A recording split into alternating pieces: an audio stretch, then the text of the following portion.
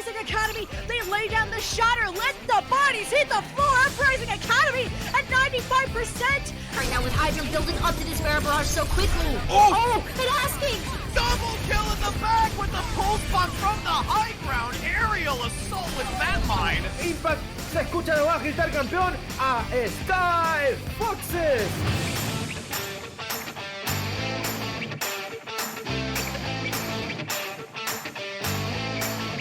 Holy cow.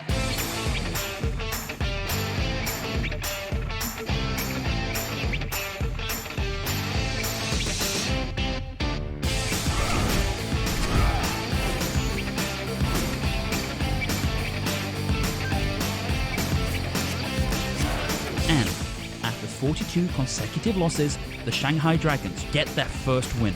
8 teams enter this weekend. Oh no, Reinhardt, what are you doing?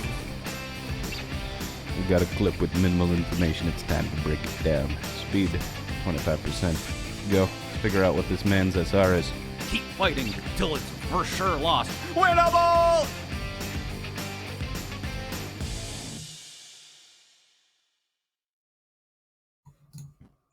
Welcome everybody to GitGud North America Season 7 in the Advanced Division. I'm Joe Razor, joined here by Dividing, and we have a playoff game here in between Team Eclipse and Scuba Diva.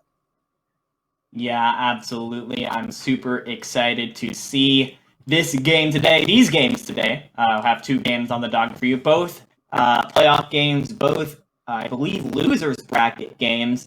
And that gives just an extra little bit of spice, I think, to what would normally be a fairly good game between 2 teams that aren't quite at the top of the standing, because this isn't just about wins and losses anymore, Joe. This is about survival. Yeah, this game and our next one are both in the second round of the losers bracket. So you win, you can advance, but you lose and you go home here. So yeah, we had a bit of technical difficulties, but all the teams appear to be ready, and so I'm excited to get underway in this game. Scuba and Diva, last time we saw them, they were a very brawl-heavy team, but the meta's been shifting away from brawl. And so we talked about it a bit before the game that the meta it's in flux because Overwatch League is playing on a hero pool, so we don't have a really good grasp of what's meta when you have all the heroes involved. But first map's going to be Busan. It's a control map with 3 very distinct points. Yeah, I think we're going to be able to see these teams play on a bunch of different kinds of comms on Busan. Like you mentioned, very distinct. We see a lot of brawl on comms like Mecha Base because it is a little bit shorter, a little bit tighter corridors, lower ceilings. But then you have maps like Shrine and Downtown, which are very, very wide open and give flankers, long-range hit scans, even flying DPS, tons of room to work. I think Busan, which is Scuba and Diva's favorite control map, by the way, will be very indicative of the match to come to see what these teams are most comfortable on. Yeah, you mentioned a bit there with the maps. You normally see on... like you said, Mecha Base, it's a very brawl-heavy map. Expect to see some brawl there. Then you have Downtown, which is very interesting because it's very wide open, but there's like 2 main chokes that the teams run out of when they come out of their spawn. And those 2 are very close together. And so it looks like it could be good for long-range hit scan, but you normally see it dominated by more of these divey comps. And then you move over to Shrine, which does have extremely long sight lines to play with. And then that's when you see a lot of Widow or Ashe come into play, with whether that's with the double shield or the double bubble. So we could definitely see a mirror match on all 3 points with 3 different calls. So I'm excited to see what they're going to opt to run, but here we go.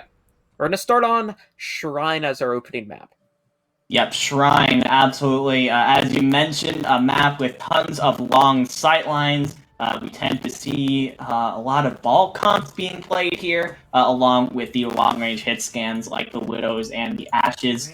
Popple is going to go ahead and lock that Widow to start off.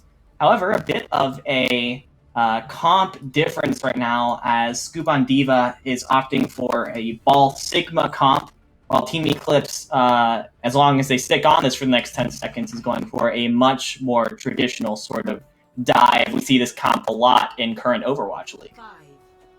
Yeah, the Scuba on Diva comp's a bit interesting. Normally you see this run with a Mercy, kind of this Sigma ball poke, but instead we're going to see with a Brig. It provides a bit more survivability when you want to run the Zen and the Widow, so you can kind of puppy guard those two. But first to the point's going to be Team Eclipse, as Scuba on Diva want to play this very, very slow and just open up sightlines for their DPS.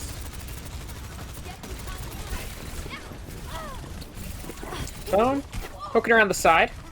It's gonna be forced on back, though. Point's about to unlock. Wrecking Ball rolls through, makes a decent amount of space, but Widow is not able to hit the headshot needed. And so the cap's gonna go over to Team Eclipse very early on, and then you're gonna see the dive come through right onto Butt Monkey's opening kill. But the trades are there. The Scoop on Diva comp, you can have a 4v6, a 5v6, and still be able to win these fights due to the fact that these characters, other than the Zen, are very individualistic. Yeah, both these comps are very, very slow as the fight continues to rage on to the point.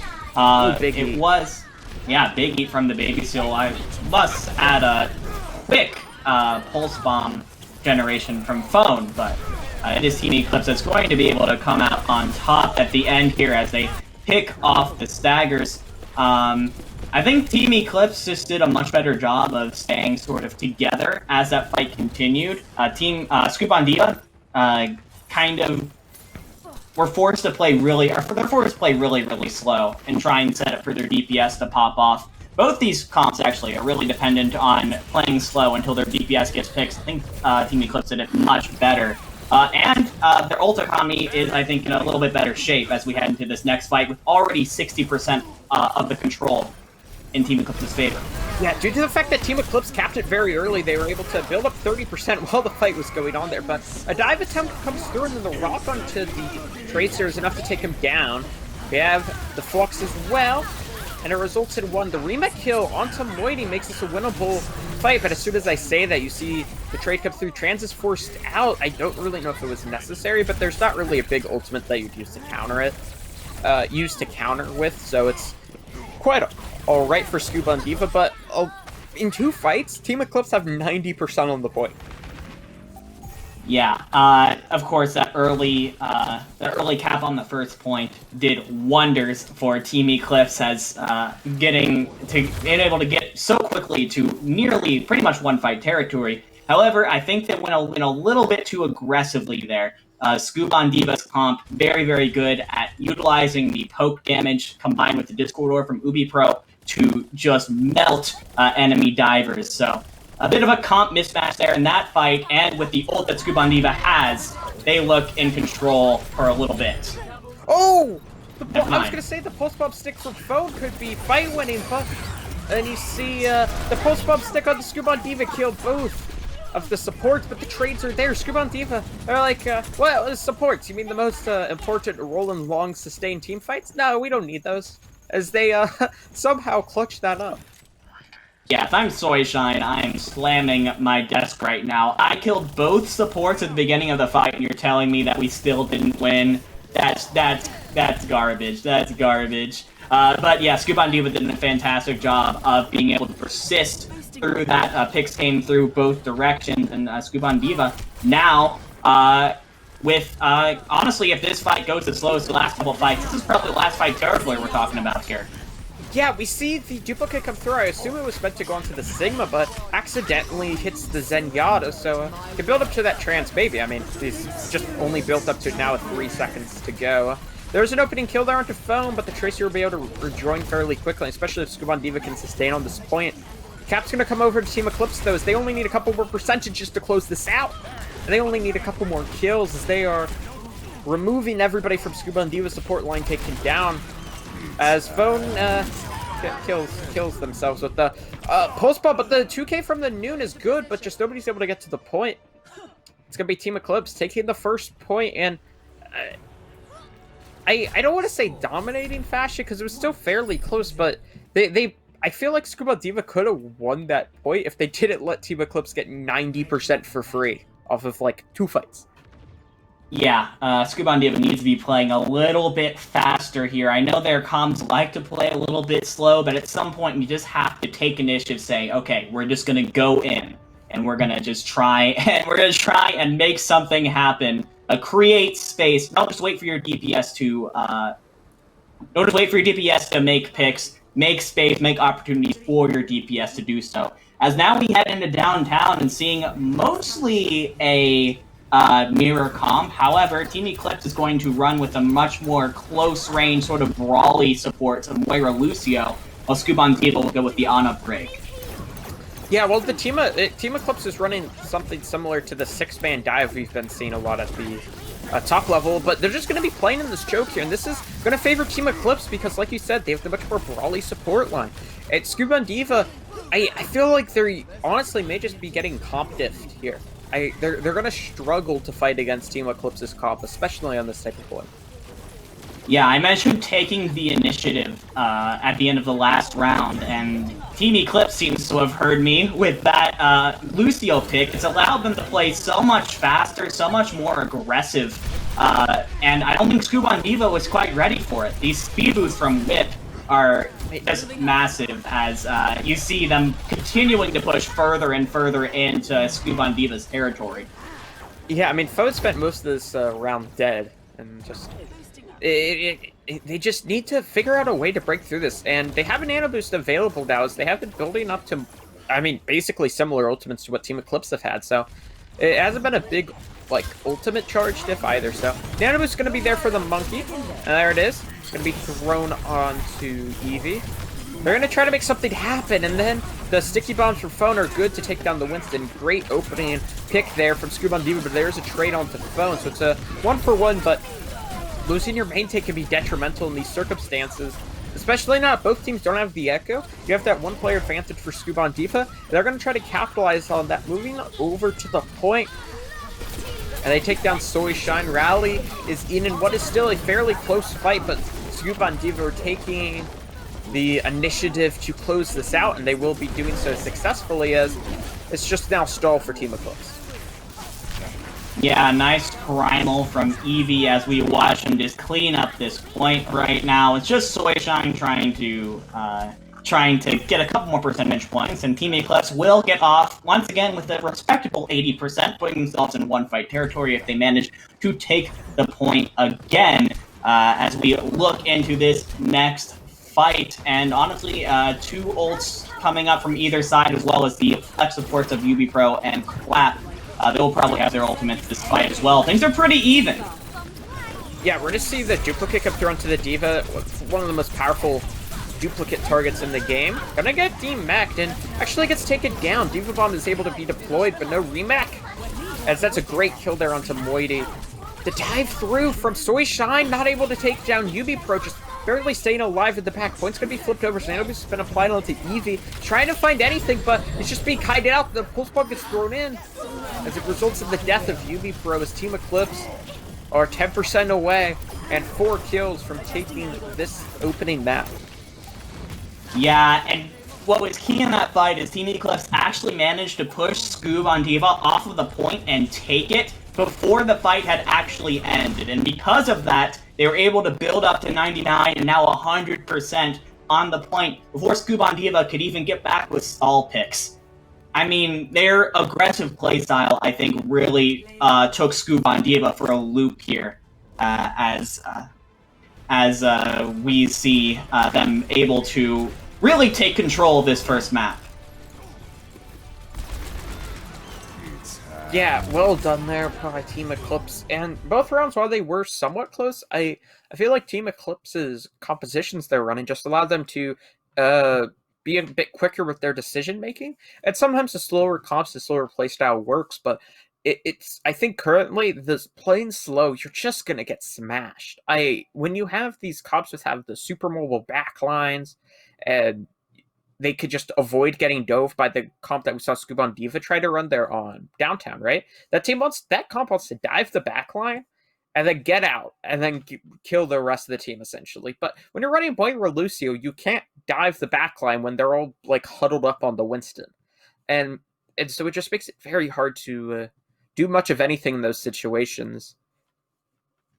Yeah, and it's really, really tough for Scuban Diva to just exist as a full sixth when they're playing with a comp that, while it's powerful in its poke potential with the Zenyatta and the damage with Echo and Tracer, it's also very, very fragile. They tried a couple different things to try and give support for their Zenyatta, but it was actually Phone who got picked off a lot, especially on downtown, very early by the Diva on Team Eclipse. I feel like Scoob's comp, like you mentioned, they wanted to play very, very slowly. They wanted to be able to sort of take the push from Team Eclipse's dive and then sort of push back with their ult. And I only really saw that work once on what was the first map called? It's Shrine. They really saw it once on Shrine, and other than that, Scuban Dia really just couldn't take Team Eclipse's pushes, and it became, obviously when you lose a member that early, it becomes very difficult to pull out a win. Yeah, but Scuban Dia are now ready to answer back with their map selection as we move over to Escort, and it's going to be Junkertown. A map that's been reintroduced to the pool recently, and we see teams like to run it a lot. I think mainly because it's a map where its individual skill wins on this map. 9 times out of 10. The team that has the better Widowmaker and then the better flex support tend to be able to take these Junkertown maps. So I am very excited to see what will most likely be a Widow matchup. And I'm interested to see what comps they want to try to run here because... like I said, Widow is very prevalent on this map, but it's not a must-pick like it once was. Yeah, not necessarily. Of course, Junkertown first, home to several long sightlines that sniper characters can take advantage of. However, you can play a bunch of different things on this map. Double Shield is obviously a setup that we see run a lot. However, you could potentially get away with a sort of double bubble if that's what you prefer. I do expect to see a lot of Widowmaker on this map, and if this is Scuban Diva's pick, I get the feeling that that is very much towards what they believe, at least, to be their strengths. I think there's someone on this team that is hiding a lethal Widowmaker just waiting to be released. Not sure who that is yet. We didn't really see that much Widow on Busan. I think Scuban Diva showed it for the first fight of Shrine, and then when they lost the fight, they swapped to McCree. So hopefully that player will get a little bit more time. I think it was Popple or something. They'll get a little bit more time to show off their sniper expertise. I mean, yeah, as somebody who is a hit scan player and then plays flex support because gets tired of long queue times, happens. Junkertown's, anytime I play Pugs, I'm always like, can we play Junkertown? Because I just want to play Widow, man. I just want to get to click heads, and but yeah, so I'm excited to see what each team's gonna bring. But yeah, I believe it was Popple who did run that Widow for the it was opening Popple. map, and so I'm interested to see if they want to run that again. On the defense, they're gonna run a Hog Zarya. Okay, this is a I wouldn't take this at face value yet. The game hasn't technically started yet. You are correct. I did We're not realize that. Here we There we go. go. Now I think we can take this at face value only see. But yeah, as you see those famous long sight lines of Junkertown, Popple did briefly luck in the Ash before everyone's spawns got reset there. So I'll be very interested to see if he sticks on it. Ash is obviously a very interesting pick because not as much focus on the one-shot potential that Widow is, but is able to do a lot of poke damage, both with her sniper and with her dynamites. Currently showing the Bastion, I very much doubt that is what we're going to be sticking with. Team Eclipse, however, is running that double hit scan comp that we know and love. Yeah, double hit scan. Normally see a Hanzo instead of the McCree, but we're gonna see the McCree and Soy Shine. Yeah, the McCree's a very interesting pick, I think. Yeah, a little I'm not bit, opposed to it, though. a little bit more of a mid-range kind of thing. Usually you'd want to maybe have a Hanzo in that situation, but this might just be a comfort thing, and having that extra stun is, I think, very rarely a bad thing. We are going to be seeing a Widow 1v1 coming out between Popple and Snarl, who is taking a very aggressive angle here. Headshot on the Moiety, but is not quite enough to take him out. Yeah, not quite fully charged there, so not able to get it. If that was the old charge time for Widow's gun, then Popple would have been able to get it, but it wins the Widow 1v1 there. Really nice opening. It's your main job there, is to take down get these opening picks, and Popo's looking for more, gets a tag. They're not going to give him a peek. Phones spawns, going to switch over to the Hanzo that we mentioned a bit earlier. So we're going to see similar comps, but they both will do the same thing, just have different ways of getting that done. And Popo goes down to Soy Shine, so not the Widow engagement loss, but that is to a different hit scan. And so now it's going to... But Scuba and Diva are still able to take this space because they want to... Team Eclipse wants Scuba and Diva to push this card a bit forward to give the Widow a bit more sightlines. Yeah, you see Team Eclipse being forced to push back over and over, but Soyshine manages to get another pick now onto Phone. So this should be the go sign for Scuba and Diva to try and make sure for Team Eclipse to make sure we don't see a very early first point cap. That stunned up like 5 people. Nicely done, Soyshine.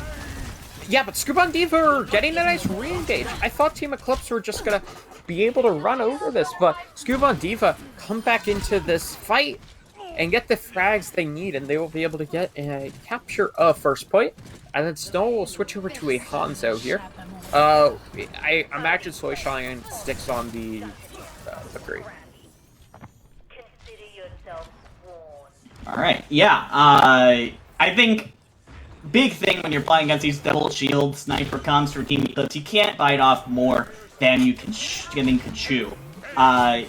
Obviously, you go in a little bit too far, you go in, you make yourself available to a couple too many sightlines, and all of a sudden, your head's been taken off, and the fight is completely swapped into the other team's favor, and that is exactly what we saw there, as what looked like a Team Eclipse fight goes straight in the other direction. Yeah, good flux there to start off, but there's a Transcendence from UV Pro to keep everybody alive. Dragon Strike from Phone finds one before Snow wins a Hanzo 1v1, and is looking for an angle onto Popple. Team Eclipse still have good card presence, however, as they need to be, but they can't really take aggressive peeks to Popple, and the Storm Arrow kills the mid-air Widow. Very nicely done there by Snow to take down that very scary presence, but the kills are still going the way of the defensive side mostly. The offensive side, excuse me. Yeah, Scuba and Diva just seem very, very comfortable with pushing through here. Their DPS players are playing very confidently as well. Scoopy Pro very quietly getting himself a nice double kill there. Yeah, they're playing super confidently right now, and that's what you need to play when you're doing this sort of comp. Even if you've lost the Widow 1v1 3 times in a row, you need to play like you've won it every time, because if you don't play these heroes with confidence, you will lose, and you see that with Snell going on crazy flanks and Popple going in the air like every 5 seconds. Yeah, Bob Monkeys actually takes down Cellophane, who was cut off on the high ground there, so it's a nice start. I mean, look at those pop shots. How many times has Popple gone for those? He hasn't been punished yet, so, I mean, you may as well. It was punished once, but it's just, I would continue going for him, because like you mentioned, having confidence on those heroes is key. But Monkeys, that was a flux. It's going to hit 3 players, and they're all going to drop. Scuba and Diva looking good to cap up Junkertown with nearly 4 minutes here, because as Team Eclipse are just getting completely smashed on their defense. Yeah, and Butt Monkey, also known as the famous Scoob, has been a quiet carry for this team so far. His Gravitic Fluxes have been absolutely massive for this team. Yeah, and then there's a high noon from Phone to try to close this out there. Finds one player. Bongo's thrown as well. Eevee nearly close, able to keep him alive, however, and takes down Cellophane. High noon As a desperation attempt from Soyshine to find any kills, finds absolutely nothing. So not quite 4 minutes, but instead it's going to be 3:30. I'd be pretty happy with that if I'm Scuba Diva. I mean, that's just such a dominant attack. That is a fantastic time from Scuba Diva. After a little bit of struggles, it seemed, at the beginning, I think Scuba Diva really were able to put their comp together. Popple and Phone very much won the hit scan duels between them and Snow and Soyshine. I also, like I said, Scoob did a fantastic job on the Sigma, which I also must say, why have you lied to us, Scuba Diva? Scoob is currently on Sigma, and that makes me sad. You've lied. But I can't stay mad at it too long because he's doing a fantastic job on this hero so far. And interestingly, Team Eclipse, if they stick on this comp, is actually going to match the Hanzo that Phone was showing in that first map. Sorry, not the Hanzo, the McCree. Yeah. Shows that maybe they think that mid-range, the consistent mid-range damage, as well with the stun, is what's giving them a huge advantage right now. Yeah, I mean, Phone started on the Tracer, I believe, then swapped over to Hanzo, I mean, like, 10 seconds into the round. Popel is getting ready for a jump shot. Is expecting a jump shot to come out. Not going to be gifted it. Snow's going to go for kind of this side angle that you see quite a lot. So Scuba and Diva just going to play back, hope they can get a pick, and for Team Eclipse to move towards them. Good haul onto Bub Monkey, not able to take him down, however, able to use that kinetic grasp to keep himself alive. Kart's going to be starting to move underneath this bridge. Another great pull, a headshot from Snow as well onto Bub Monkey, brings him quite low, but able to stay alive, and Phone is caught out of position, away from the shields, away from the rest of his team. So they will drop. Soyshine picks up a double. There's one trade comes back from Popel, but I don't think they have the sustainability and the rest of the players that they need to really make this work. But Popel finds a second. Popel has found a second, and now Scuba Diva has committed the Amp Matrix, and I don't think Team Eclipse was ready for this much pushback. They did not give the Amp Matrix the respect it deserves, and Scuba Diva is actually going to be able to push back in here. Now, I do want to mention that Team Eclipse did a very good job with the early aggression. They forced Scuba Diva off the high ground early, and because of that, they were able, Eclipse was able to take a ton of space. However, Scuba Diva did a much better job of regrouping and getting back together very quickly. Phone, interestingly, swaps to a Reaper, going for much more close-up damage. Oh, what a shot from Popple, now just completely owning this map right now. This is like the 5th pick he's gotten. I mean, yeah, he was a bit quiet on the attack, but now on the defense just completely dominating the server. There's another one. And so, great stuff there for Popel. Scuba Diva's just gonna try to stay on back here and wait for a push from Team Eclipse. Good haul. No, the headshot does come through on stealth aim, but no kill.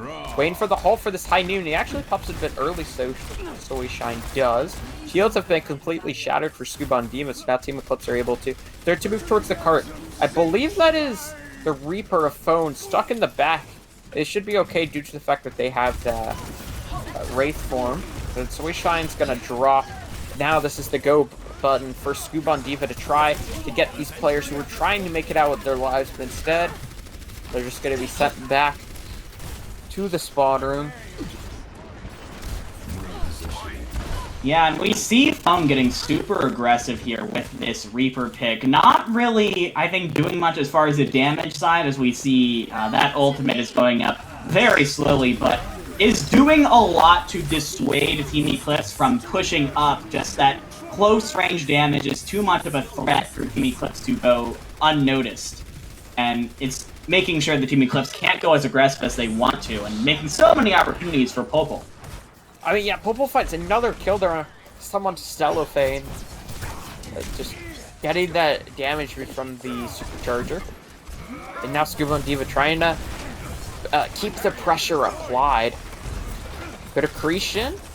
But Monkey's now is about to have this flux. And you can pull that Flux up, and then just create so many sightlines for your Widowmaker, and Popol nearly hits the grapple shot, gets the body, but not the head. Last fight here for Team Eclipse, trying to make anything happen. Yeah, we are in last fight territory for Team Eclipse. They've been rebuffed again and again, and they need to get aggressive here. And a nice little off angle here with the Amp Matrix. They found the tank line. Yeah, Bob Monkeys was killed while the Gravitic Flux was being activated, so just not available. And so Team Eclipse looking down and out, rebound. Bob Monkeys just switched over to the Wrecking Ball for some reason. And then switches to Sig, but doesn't really matter as they didn't have any ult charge.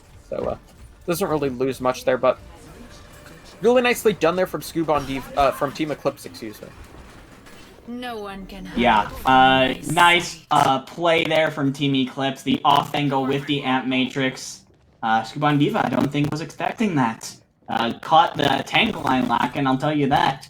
As now we head into this dreaded streets phase. If you're on the offense here, there's so much high ground here for the defense to take advantage of, and Soy Shine has already been caught out. Yeah, really nice start there. Taking down Soy Shine, and so it just looks like Team Eclipse are going to need to play a bit more passive Wade for their McCree. Barrier is unstable. Yeah, without the McCree, they're going to have to play back and be a little bit more passive, make sure that no more picks come through, as they do have the trans to work with. Yeah, an aggressive angle coming out from Popol. But it puts some pressure there onto Wipe, but it will not be enough to force out the trans. I'm sure Team Eclipse knows that, Scuban Diva knows they have it, and they're looking to try and force it out before Phone uses his Death Blossom here, if they can. Yeah, Phone had to pop their Wraith form to try to get in, and it works out to perfection. And then follow-up shot for Popol. With the help of the Flux, what a shot on the snow! Oh my days. Popol taking over the server. It's Scuba and Diva are looking fairly good here. 40 seconds left for Team Eclipse. Yeah, this is just better Widow wins right now. Popol has been popping off this entire defense. This Widowmaker has just been devastating us. Now we see Phone getting ready for a flank Death Blossom. The team doesn't see him. They're gonna combo it in with the Flux, and it takes down Snarl before the trans can come out. Beautiful plays from Scuban Diva. And then a follow-up as soon as the Transcendence fades, there's a shot for Popol. It's now 10 seconds remaining, so you can hear Athena say that anybody can get to the cart. It's gonna be an attempt from Soystein. Nobody's gonna be able to make it. And Papa with one last headshot to send us off here. Scuban Diva will tie up the series. Yeah, such great work there from Scuban Diva, and Popol dominated their defensive side. Not so much the attack, but the defense. When he had the sightlines to work with, he made use of them to perfection, and see a Flux here from Scoop himself. Very nicely done. And on their attacking side, while it wasn't Popol who put in the work, it was really Butt Monkeys or Scoop who really was the MVP of that first round for Scuban Diva. So I'm excited to see what else they're able to bring. Yeah, Scoop definitely, I think, a bit of an unsung hero there. Of course, Popol popping off all over the place, getting headshot after headshot. But more often than not, we saw Scoob getting off nice fluxes, nice shields. They were able to... he was able to put his Widowmaker in a position to pop off. Let's just say that. It's difficult to just be a Widowmaker and get headshots without the rest of the team giving you space, giving you abilities, displacing the enemy so that you can, in fact, click those heads, especially up here in the Expert Division where everyone understands positioning, understands rotation, stuff like that. So I think, Popol, fantastic job, but we have to give props to the rest of the team as well, because they're doing a great job of making sure he can pop off like that.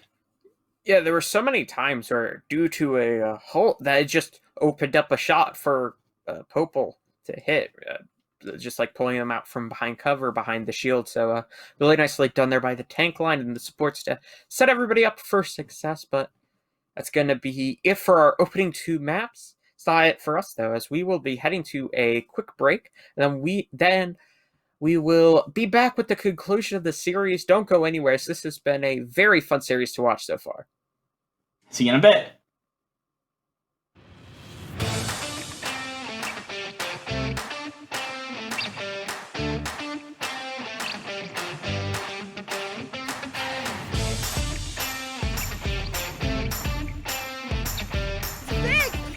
Academy, they lay down the shatter, let the bodies hit the floor. Uprising Academy at 95%. Right now with Hydra building up to this Bear Barrage so quickly. Oh! And asking! Double kill in the back with the pulse bomb from the high ground. Aerial assault with that mine. Impact, se escucha de abajo gritar campeón a Sky Foxes.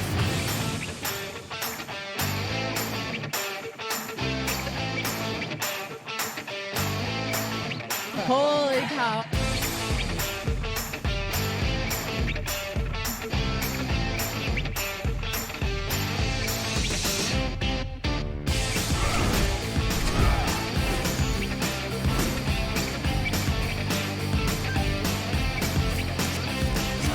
And after 42 consecutive losses, the Shanghai Dragons get their first win.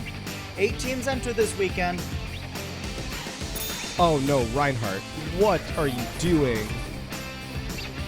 We got a clip with minimal information. It's time to break it down. Speed, 25%. Go. Figure out what this man's SR is. Keep fighting till it's for sure lost. Winnable!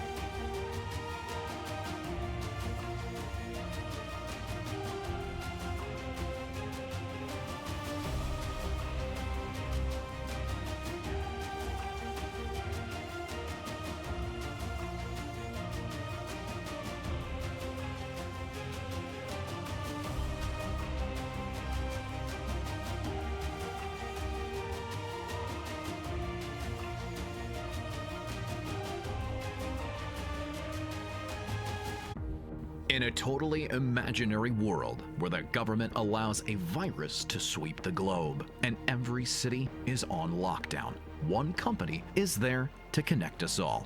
ExpressVPN. Sign up at expressvpn.com/elohell and enjoy America's content without the, well, you know, America. This ad made with 100% grass-fed, cage-free, wild-caught, no GMO, organic Americans. Vegan-friendly, availability upon request. So you queue up for Overwatch Ranked. Welcome back, everybody, to GitGud North America in the Advanced Expert Division, in the playoffs here. I am Joe Razor, joined here by Dividing, and we have a tied series here, 1-1 between Scuba Diva and Team Eclipse. Yeah, we just came off of a beautiful display of Widowmaker prowess coming out from Popple from Scuba Diva, completely locked down their attack. However, Junkertown's a bit of an anomaly of a map. You don't really see Widowmakers totally taking control of a map like we saw him do anywhere else, least of all King's Row, which is where we're going to be going next. Yeah, King's Row, next map here, very brawl heavy. So we've been seeing a lot of Winston, and I wouldn't be surprised if we start seeing the Reinhardt come through. The Winston comps are more brawl-like now that we see, and less of your traditional, like, 2016 dive. So I wouldn't be surprised if we saw Winston, but I would expect to continue to see the Reinhardt. Nah, I would expect the Reinhardt here. Teams love to play the Reinhardt, especially due to King's Row's, the tight corridors, the sharp corners. All that really does sort of lend itself well to Mr. Big Rectangle Man himself. As now, this is going to be... I'm really interested to see how this goes. Because we really haven't seen either of these teams play super committed to Brawl. We haven't really seen the Ryan Zarya, Ryan Diva kind of comps. I am super interested to see who comes out on top here. As, wow, look! It's Scoob and he's on Diva! Incredible! We finally got there. Yeah. Finally picking the Diva. Diva's very powerful in the current meta. One of the most powerful off tanks in the game. Well, cash register. That's a pretty neat cash register. Yeah, it's very like, steampunkish. I like it. Yeah, you could tell it's like they're in the future and they want to feel like they're old. Yeah. The 90s kids of the Overwatch dimension. You can do it. You can do it on your whatever your iPad or whatever they use in this universe. But yeah, both teams coming out with, mirror matchups coming up between both teams. The very traditional McCree-May brawl that has dominated the meta over the last 6 or so months. Both these teams probably very practiced in this kind of gameplay. Yeah, they're gonna start to go in. Maywell's pretty good, buys them a lot of space. Team Eclipse 1 tick, looking for a second. They're gonna get it for free. Is there gonna be a re-engage from Scuba Diva? I would hope so. And it does come through last minute. And Team Eclipse wreck them. Everybody falls, and the brawl is just outright. That was a dominant first point. It was a dominant first point, and I'm a little confused as to why Scuba Diva just opted to back up past the statue when Team Eclipse started to push forward. You really want to make sure that you are at the very least contesting them at the statue, because if you don't and back up to the hotel, you open yourself up to so many different sight lines to get battered from. And, we saw that happen with Team Eclipse. They just pushed up, were able to sort of spread out, and Eevee couldn't block all the damage. Yeah, the shatter comes through from Cellophane, and before I even get to talk, the fight's over. Scuba Diva just being decimated here, as the cart's going to continue to march forward. One more fight here available for second. Yeah, this is a masterclass here from Team Eclipse so far, showing that aggression that is just so key in these brawl comms. However, the silver lining here from Scuba Diva is that while they did lose, they lost without using any ultimates. So They will be coming into this one pretty much with all 6 ultimates online, while Team Eclipse will be without 2 of them. Yeah, they will be missing a couple of their ultimates here, and they try to go in, and they're getting dominated once again. 550 for them to capture 3rd point. There's been 3 fights. Yeah, again, Scuba and Diva are just crumbling to the aggression of Team Eclipse. Snarl uses the Blizzard super early. Phone gets caught out and it taken down. At that point, without the Blizzard, there's almost no point to contest anymore. Scuba and Diva has not used a single ult yet until this high noon from Popple. That's insane. Yeah, they try to go aggressive with the Blizzard. I believe it should work, and it does take down Snow. Good opening there, and they're gonna finally get a fight win and be able to stabilize. Yeah, Scuba and Diva finally sort of taking the initiative in one of these fights. Phone uses the Blizzard super early. Actually, a nice wall there, trying to pick off Stellophane, but will not do so as we now head into this next fight. And again, I mean, the silver lining here is that Scuba and Diva not using ultimates means they have a lot of them. However, Team Eclipse has built up quite the ult pool of their own. Oh, what a Diva Bomb! Perfect placement, Immortality Field out of position a bit late. Pin comes through with the Shatter as well. Completely dominated. Just all now for Scuba and Diva. Yeah, you hate to see just a dry Diva Bomb getting 2 in a situation like that, and then the Shatter from Cellophane landing. It's just nightmare scenarios right now for Scuba and Diva. Yeah, it's just not looking too good. High Noon, gonna come out, not gonna get anything. In this small room, they do manage to find 1 kill there, and the Blizzard, though, is thrown in from Team Eclipse. 1 kill. But looks like it's gonna be it. Scoob goes off the edge. He gets demed with the remake. That's a weird thing to say, as it's looking like Team Eclipse are gonna be forced to fall back here, as the respawn advantage is there for the defense. Yeah, the longer this fight goes, the more it will benefit Scoob on Diva. Phone being able to hang on to their Blizzard and use it second is actually massive for allowing Scuba and Diva to come back onto the point quickly and get them this stabilization. However, Team Eclipse will be coming back again with that bomb and Shatter that completely destroyed them last time they were in this point. It's the same bomb. Is it going to do it again? Oh my god. It does. It finds 1 this time, and then there's the Shatter immediately after. I mean, it's deja vu all over again. This time it's not quite as good as it was, and then the counter pin comes through from Stellophane, and then there's the Diva Bomb. And so it just finds 2. That's a reset, and Scuba and Diva have managed to get a pretty nice hold here on 3rd. That was a beautiful stun onto Stellophane. Was it the Rhine pin that did it? Was it a pin bomb? Yeah, it was a pin bomb. That was beautiful stuff there from Eevee in order to open up the sight lines for Scoob's bomb. As now, Team Eclipse doesn't have that bomb Shatter anymore. They're going to have to just work with the Blizzard, which, well, I mean, that's still scary in its own. Yeah, depending before any ultimates are thrown out, then you have Blizzards used from both sides. The results in Soy Shine's death. But the kills are still going to go the way of the offense, as to drop near boop off the edge, but just able to stay on. It's a 4v5 on the point, and the defense does have the spawn advantage.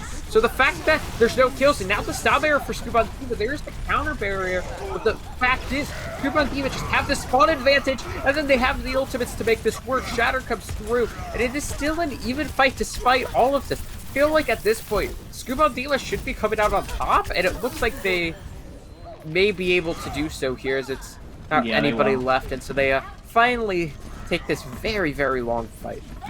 Yeah, if you're a Reinhardt, you have like one job that is the most important, and that is to never take your eyes off of the opposite number, the opposite Reinhardt. You always have to be keeping tabs of where they are.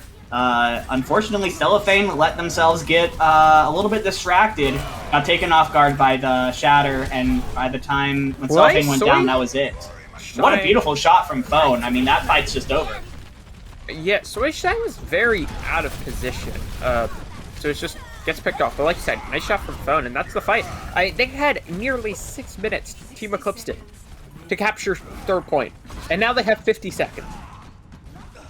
Yeah, this has been some beautiful stalling play here from Scoop on Diva at least 3 times during this attack. I thought this has got to be the time that Team Eclipse is able to push it across, but it just hasn't happened yet. And here we see Phone with another very creative spot to try and get a Blizzard on the ground. I don't think Team Eclipse sees him. Just up on the window up there. Oh no! Yeah. Maybe still does see him. Yeah, great eat there onto the Blizzard. The kills are still going to go the way of Scuba Diva, though. They find 2, make that a 3rd, and even if they were on the way to lose that fight, the fact is, if you get like 2 kills there on the defense on a map like King's Row, you're able to get the respawns and get back into the fight. Now, it looks like Team Eclipse made up.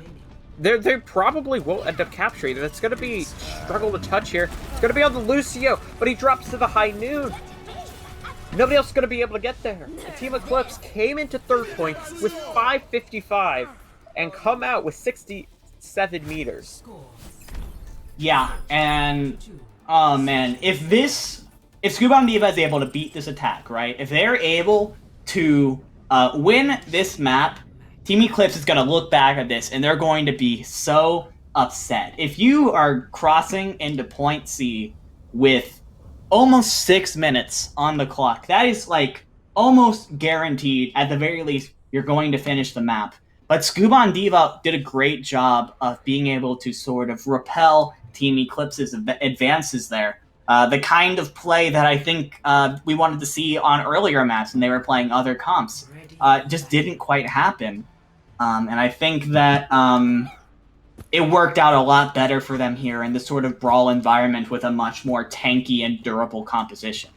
As now, Scuba Diva, I mean, it's still a pretty decent attack from Team Eclipse, don't get me wrong, but Scuba Diva, I think, are in a pretty decent position to potentially take this map and open up a series lead.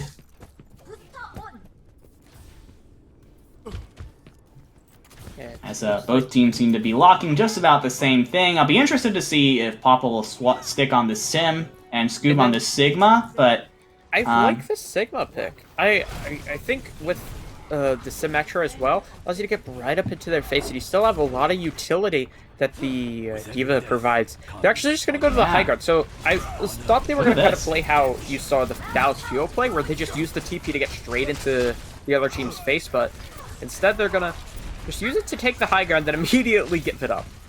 So kind of yeah, but I think it was just intimidation tactics there, because of that we see Team Eclipse just giving so much space over. Scuba and Diva can push up onto the point pretty much. Yeah, you're right. They're able to just push up and get an opening there to Soy Shine.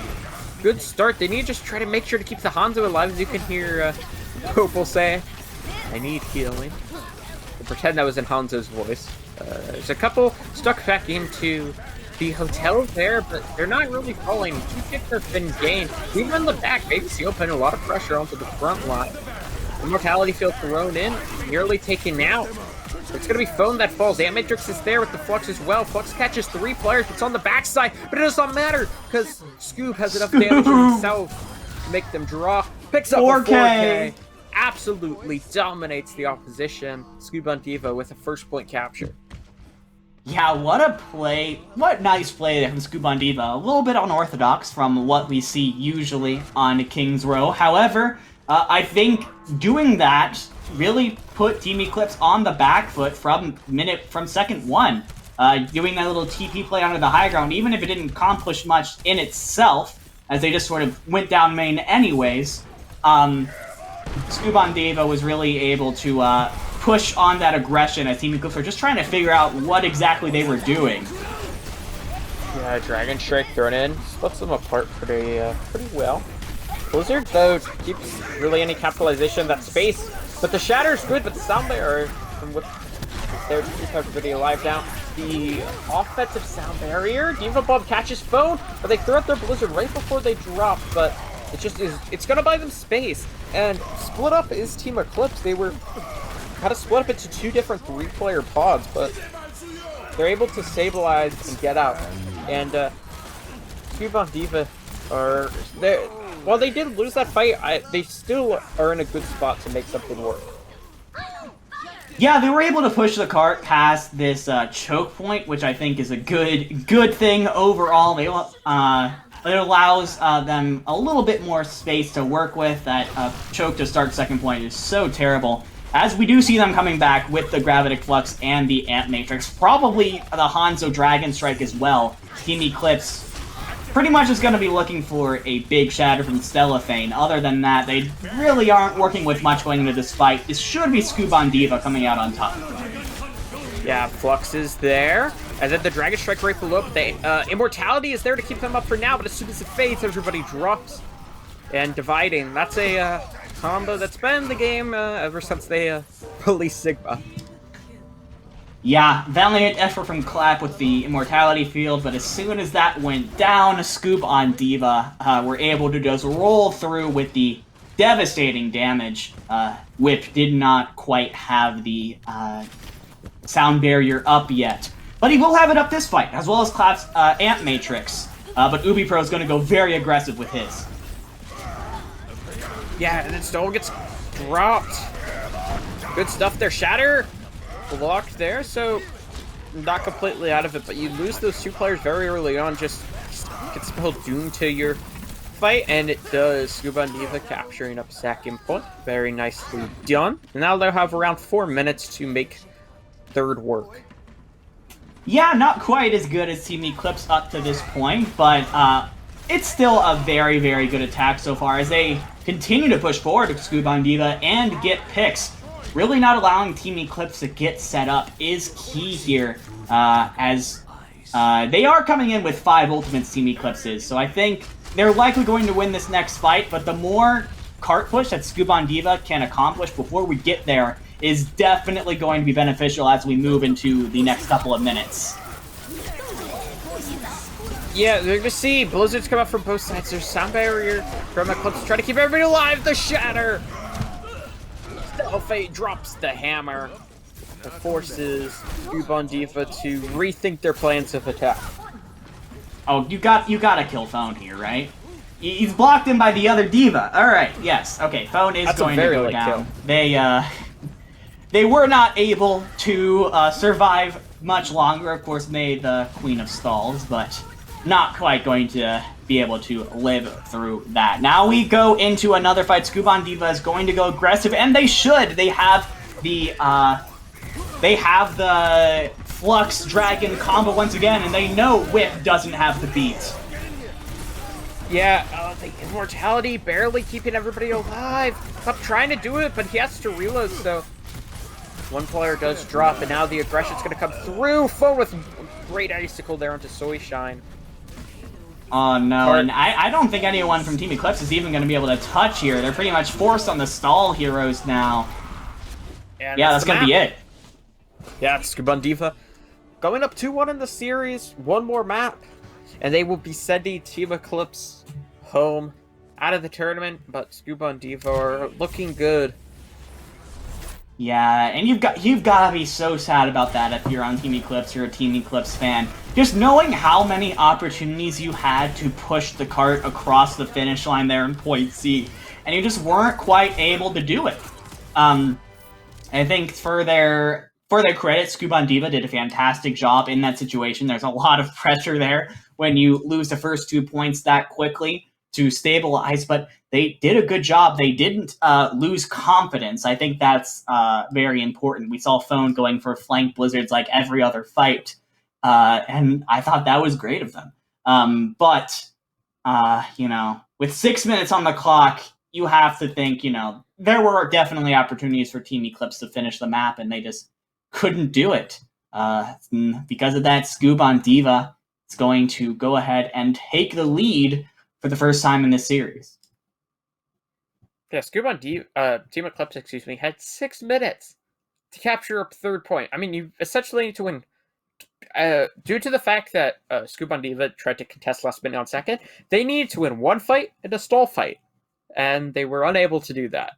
And so, and it wasn't necessarily because they were making bad decisions. Scuba and Diva were just outplaying them in those fights, and so it's I think it shows that Scuba and Diva are not easily shaken. And it gives me good confidence for the rest of this game and the rest of the playoffs as well. So I'm excited to see what they're able to do on our next map. It's going to be a 2CP, everybody's favorite map type. And this will be Team Eclipse's pick, as it is loser's pick. Yeah, it is in fact loser's pick. According to their stat sheet, their favorite 2CP map is Volskaya. We'll see if that's where they're actually going to go, or if their strategy wants to take them another way. If I'm Team Eclipse, I'm thinking, okay, where was I able to find success earlier in the series on Busan? And when that happened, it was when you were playing the sort of ball Sigma comps, and you were able to sort of take advantage of a Scoop on Diva comp that wanted to play really, really slowly. So they will go with Volskaya. So we will see if that sort of playstyle will come back for Team Eclipse, because that is where they were able to find the most success in the past. Yeah, Volskaya Industries is their map selection. See what they're able to do on it. It's one of the most picked map types. Not map types, but most picked maps from this map type, along with Hanamura, of course. So I'm interested to see what they're gonna choose to run, because overall it is still more of a brawl map. I think most of the 2CP maps are. But yeah, it does have a bit of leeway with what you're able to run. Yeah, Volskaya is, default more brawly, but you can definitely get away with a lot of things on Volskaya, especially Volskaya A, where things are a lot more open. On B, you go into an area with sort of closed ceilings, and tighter sort of corridors, sort of just a straight line to the point there on main, so it's a little more difficult to run sort of flanky comps instead of just straight on brawl comps, but I'm pointing out you can definitely get away with a lot of different stuff. As we currently see an Echo coming out on the side of, I believe that's Scoop on Diva starting out on the defense. I'm correct. Yes. Okay, cool. I really like the Scoop on Diva comp. I think they will struggle. I mean, we saw, actually, now that I see their support line, I don't like it as much. We saw them struggle to run the same composition on Busan, and they were just honestly getting comp diffed by Team Eclipse's more brawly.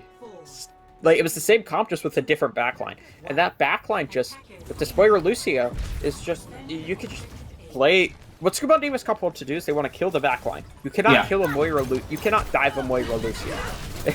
This is just Busan downtown all over again. These are the exact same comps, the exact same matchup, but this time it's Snarl gets caught out early by phone, so at least a decent start here on the defense for Scoob on Diva.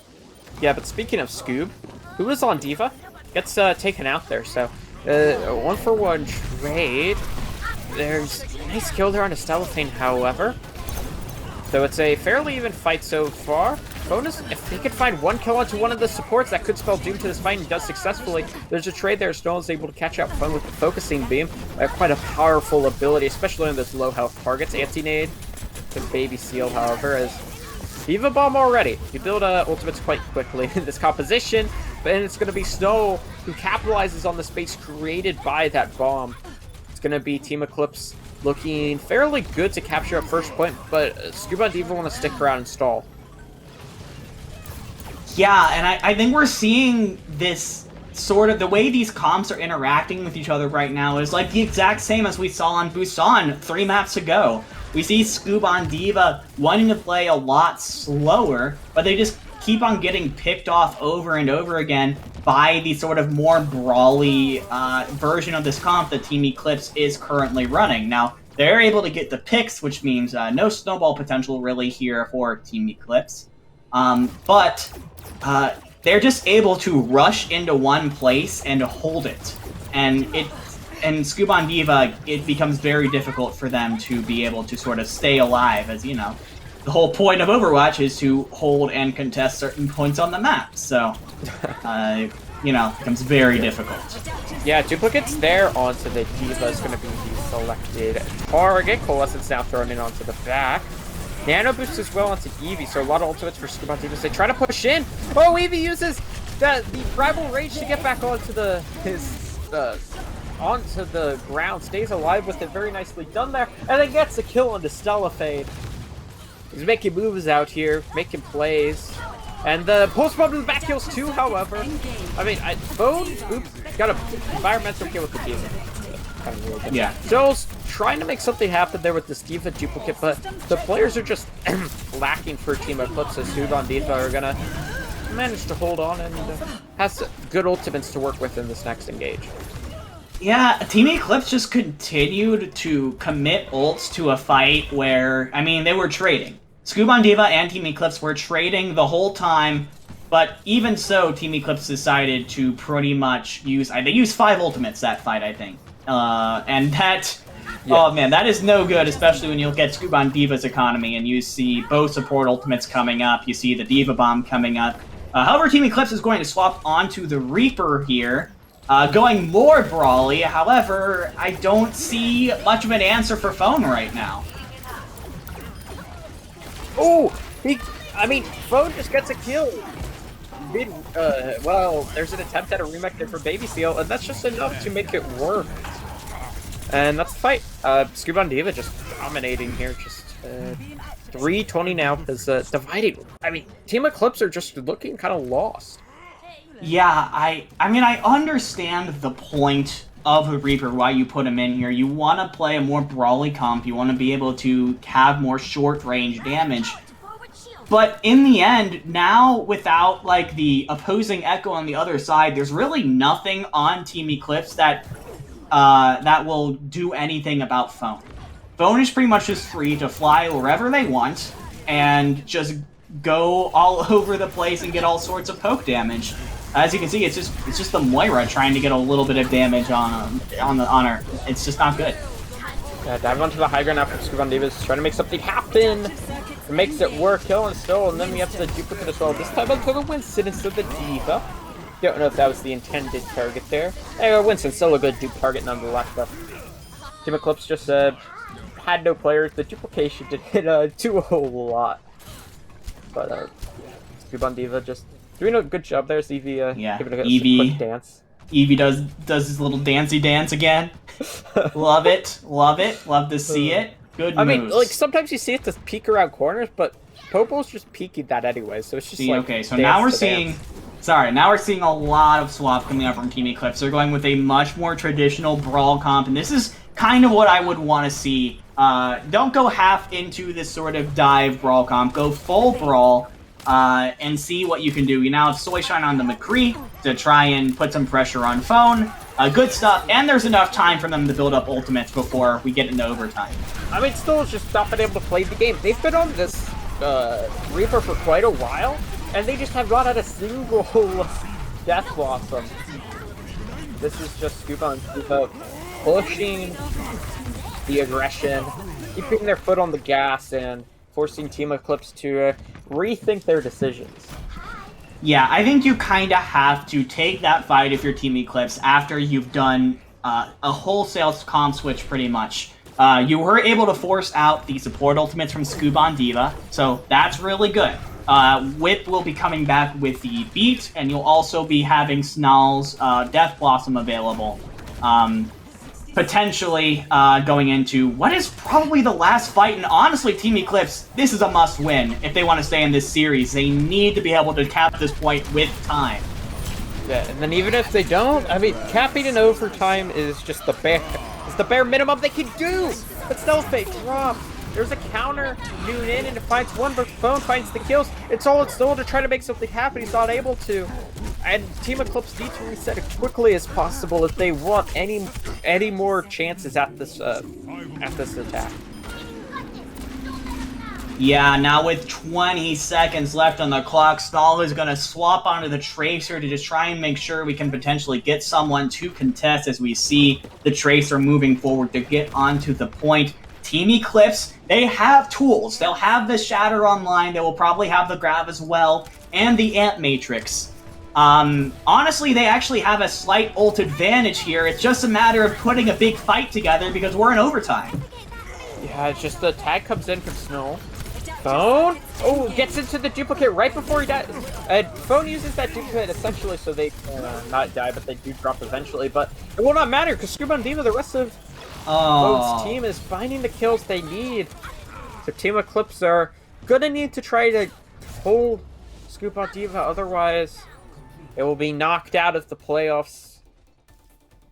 Team Eclipse, their tanks die with their ultimates. That's just the worst case scenario. You need the Reinhardt and the Zarya to be able to stay alive long enough to at least get their ultimates off, and they were just short Team Eclipse because they were forced to rush onto the point in overtime. I think that sort of slow-paced comp that Scuba and Diva was running finally really paid off in this sort of situation where you're on a second point of 2 CP. All you really have to do is just hold one position on the map for as long as you can, and honestly, that kind of comp really excels at that. As now we see Team Eclipse, they have to full hold here. If they full hold here, we go to a map 5. There is, of course, the potential of a tie if they also full hold point B. However, Team Eclipse, I mean, they are backs against the wall, do or die situation right now. Their GitGud NA season on the line here, and they're going to be putting their faith into, I think, a soldier pick, which, ooh boy, consistent damage, but not necessarily the pick that I would go with in this situation.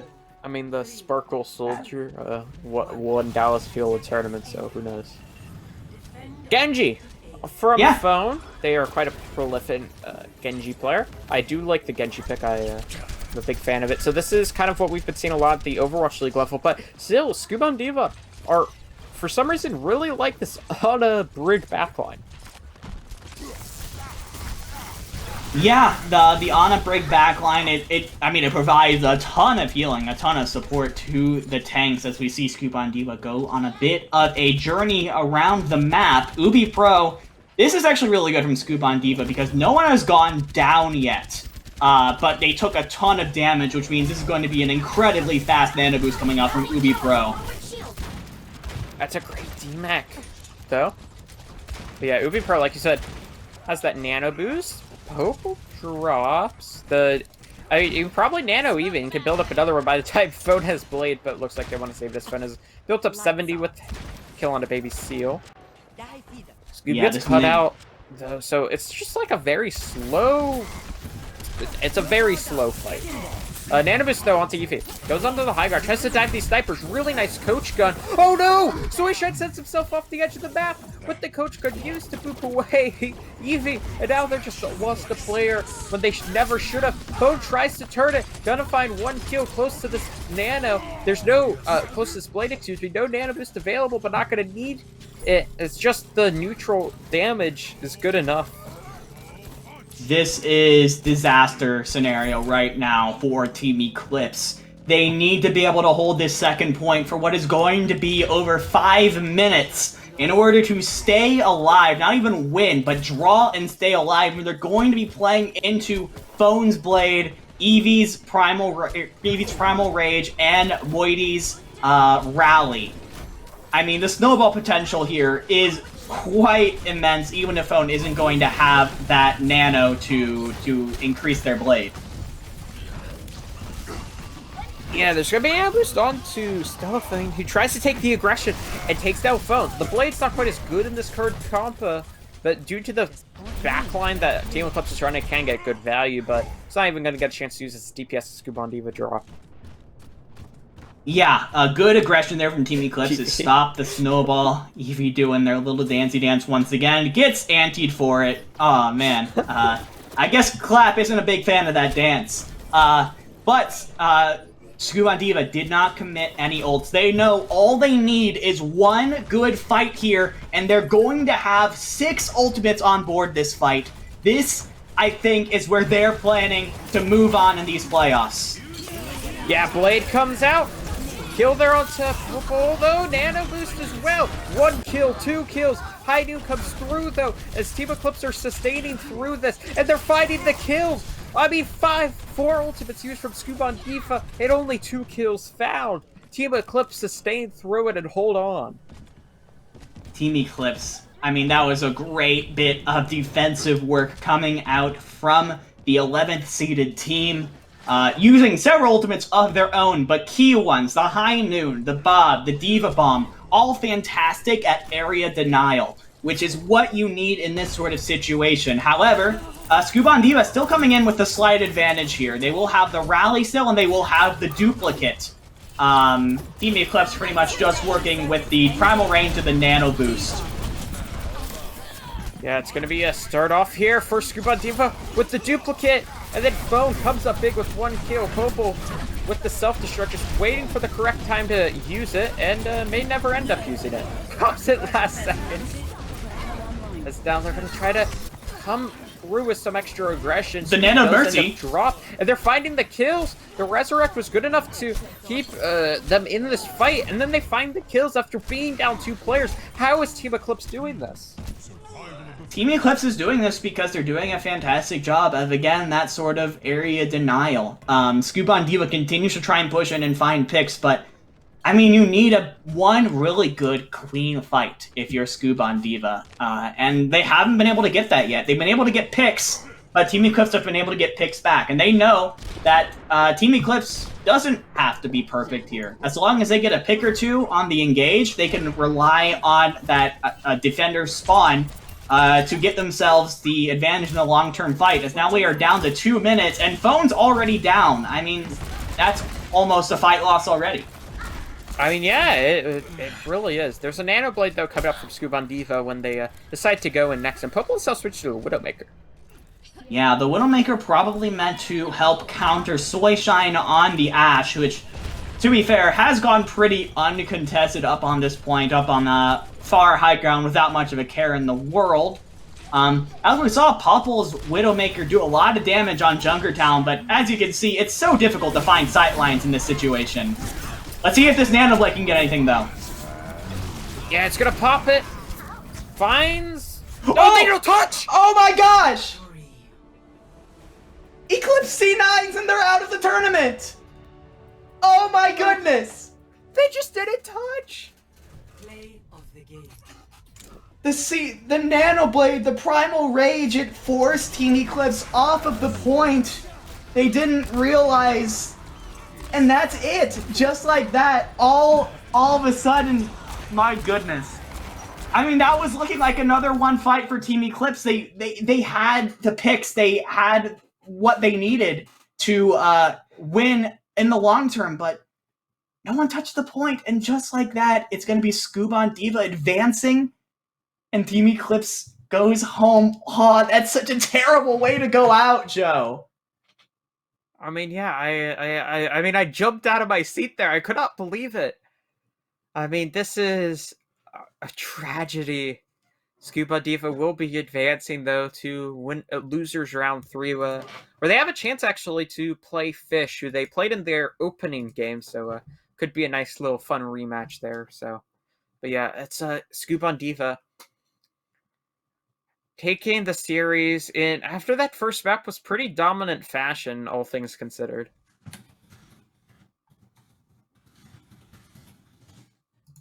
Yeah, Code's cutting out a lot here, so I'm just gonna say while he sort of fixes everything up, congratulations to Scoob for, man, I mean, what an ending to that game. That was absolutely nuts, but overall, I think we saw Scuba and Diva come out on top more often than not. They absolutely deserve to move on in the ELO Hell tournament. For Team Eclipse, put up a valiant fight, and they should be proud of how far they got.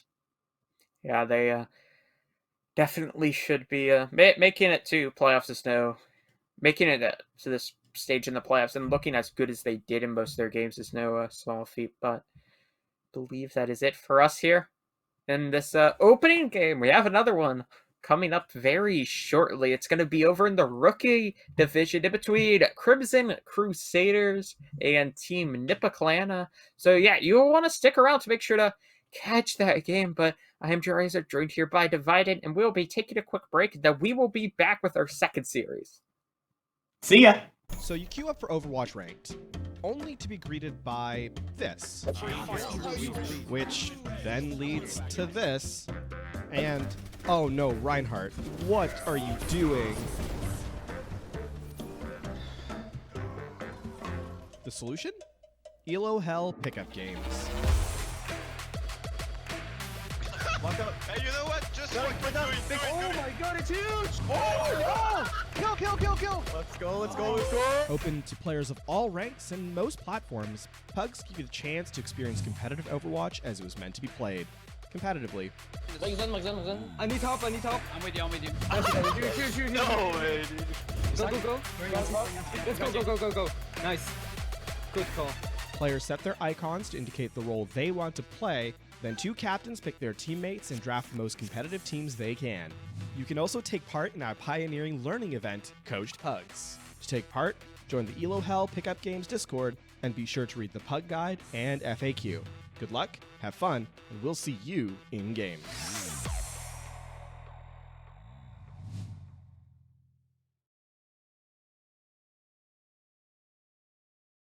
So you queue up for Overwatch Ranked, only to be greeted by this, which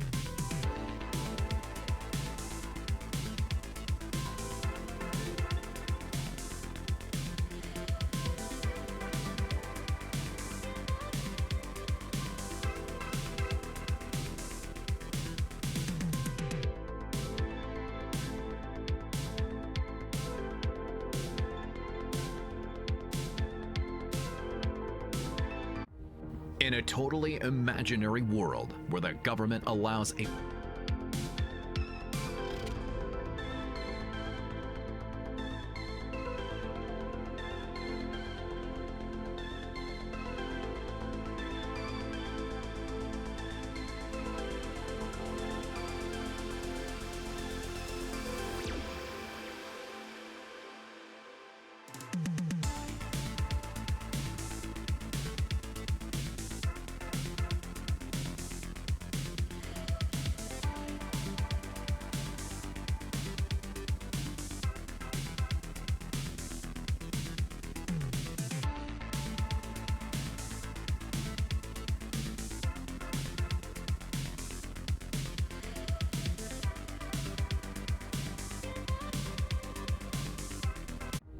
In a totally imaginary world where the government allows a virus to sweep the globe and every city is on lockdown, one company is there to connect us all. ExpressVPN. Sign up at expressvpn.com/elohell and enjoy America's content without the, well, you know, America. This ad made with 100% grass-fed, cage-free, wild-caught, no GMO, organic Americans. Vegan-friendly. Availability upon request.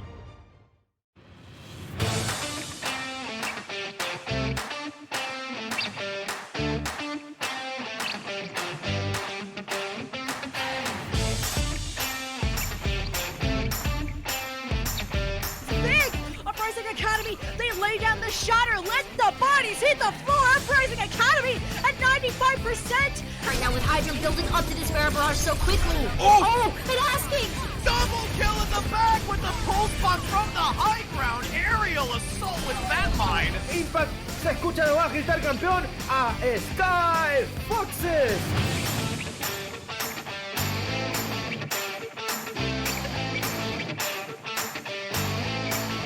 Holy cow.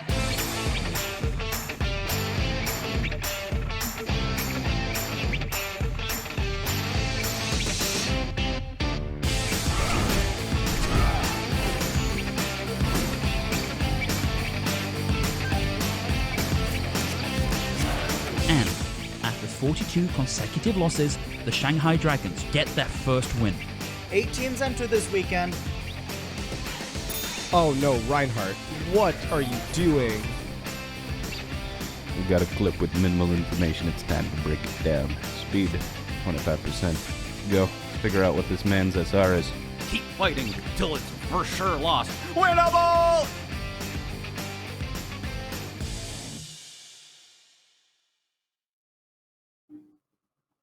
Welcome back, everybody, to GitGud North America, Season 7. I am Jerryzer, joined here by Dividing, you're on that side.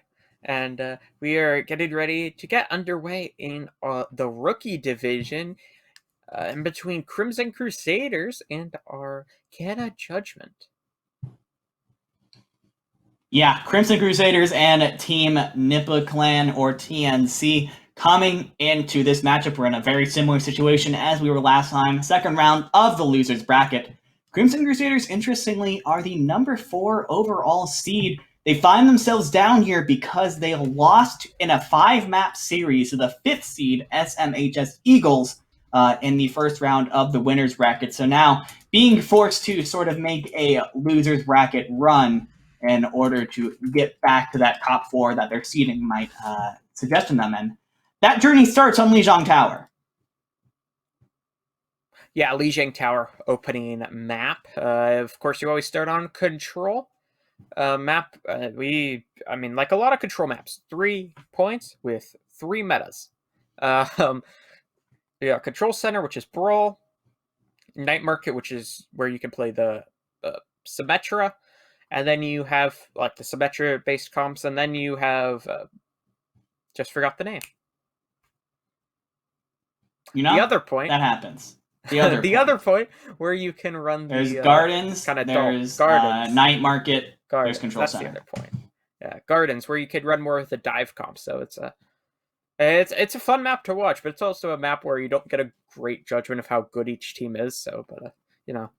Yeah, it is worth noting this is Crimson Crusaders' favorite control map. TNC might go a little bit more towards the towards Nepal here, as I'm actually just now noticing that our overlay seems to be saying it is Arcana Judgment the Crimson Crusaders is going for. I don't know if that's right. I don't know.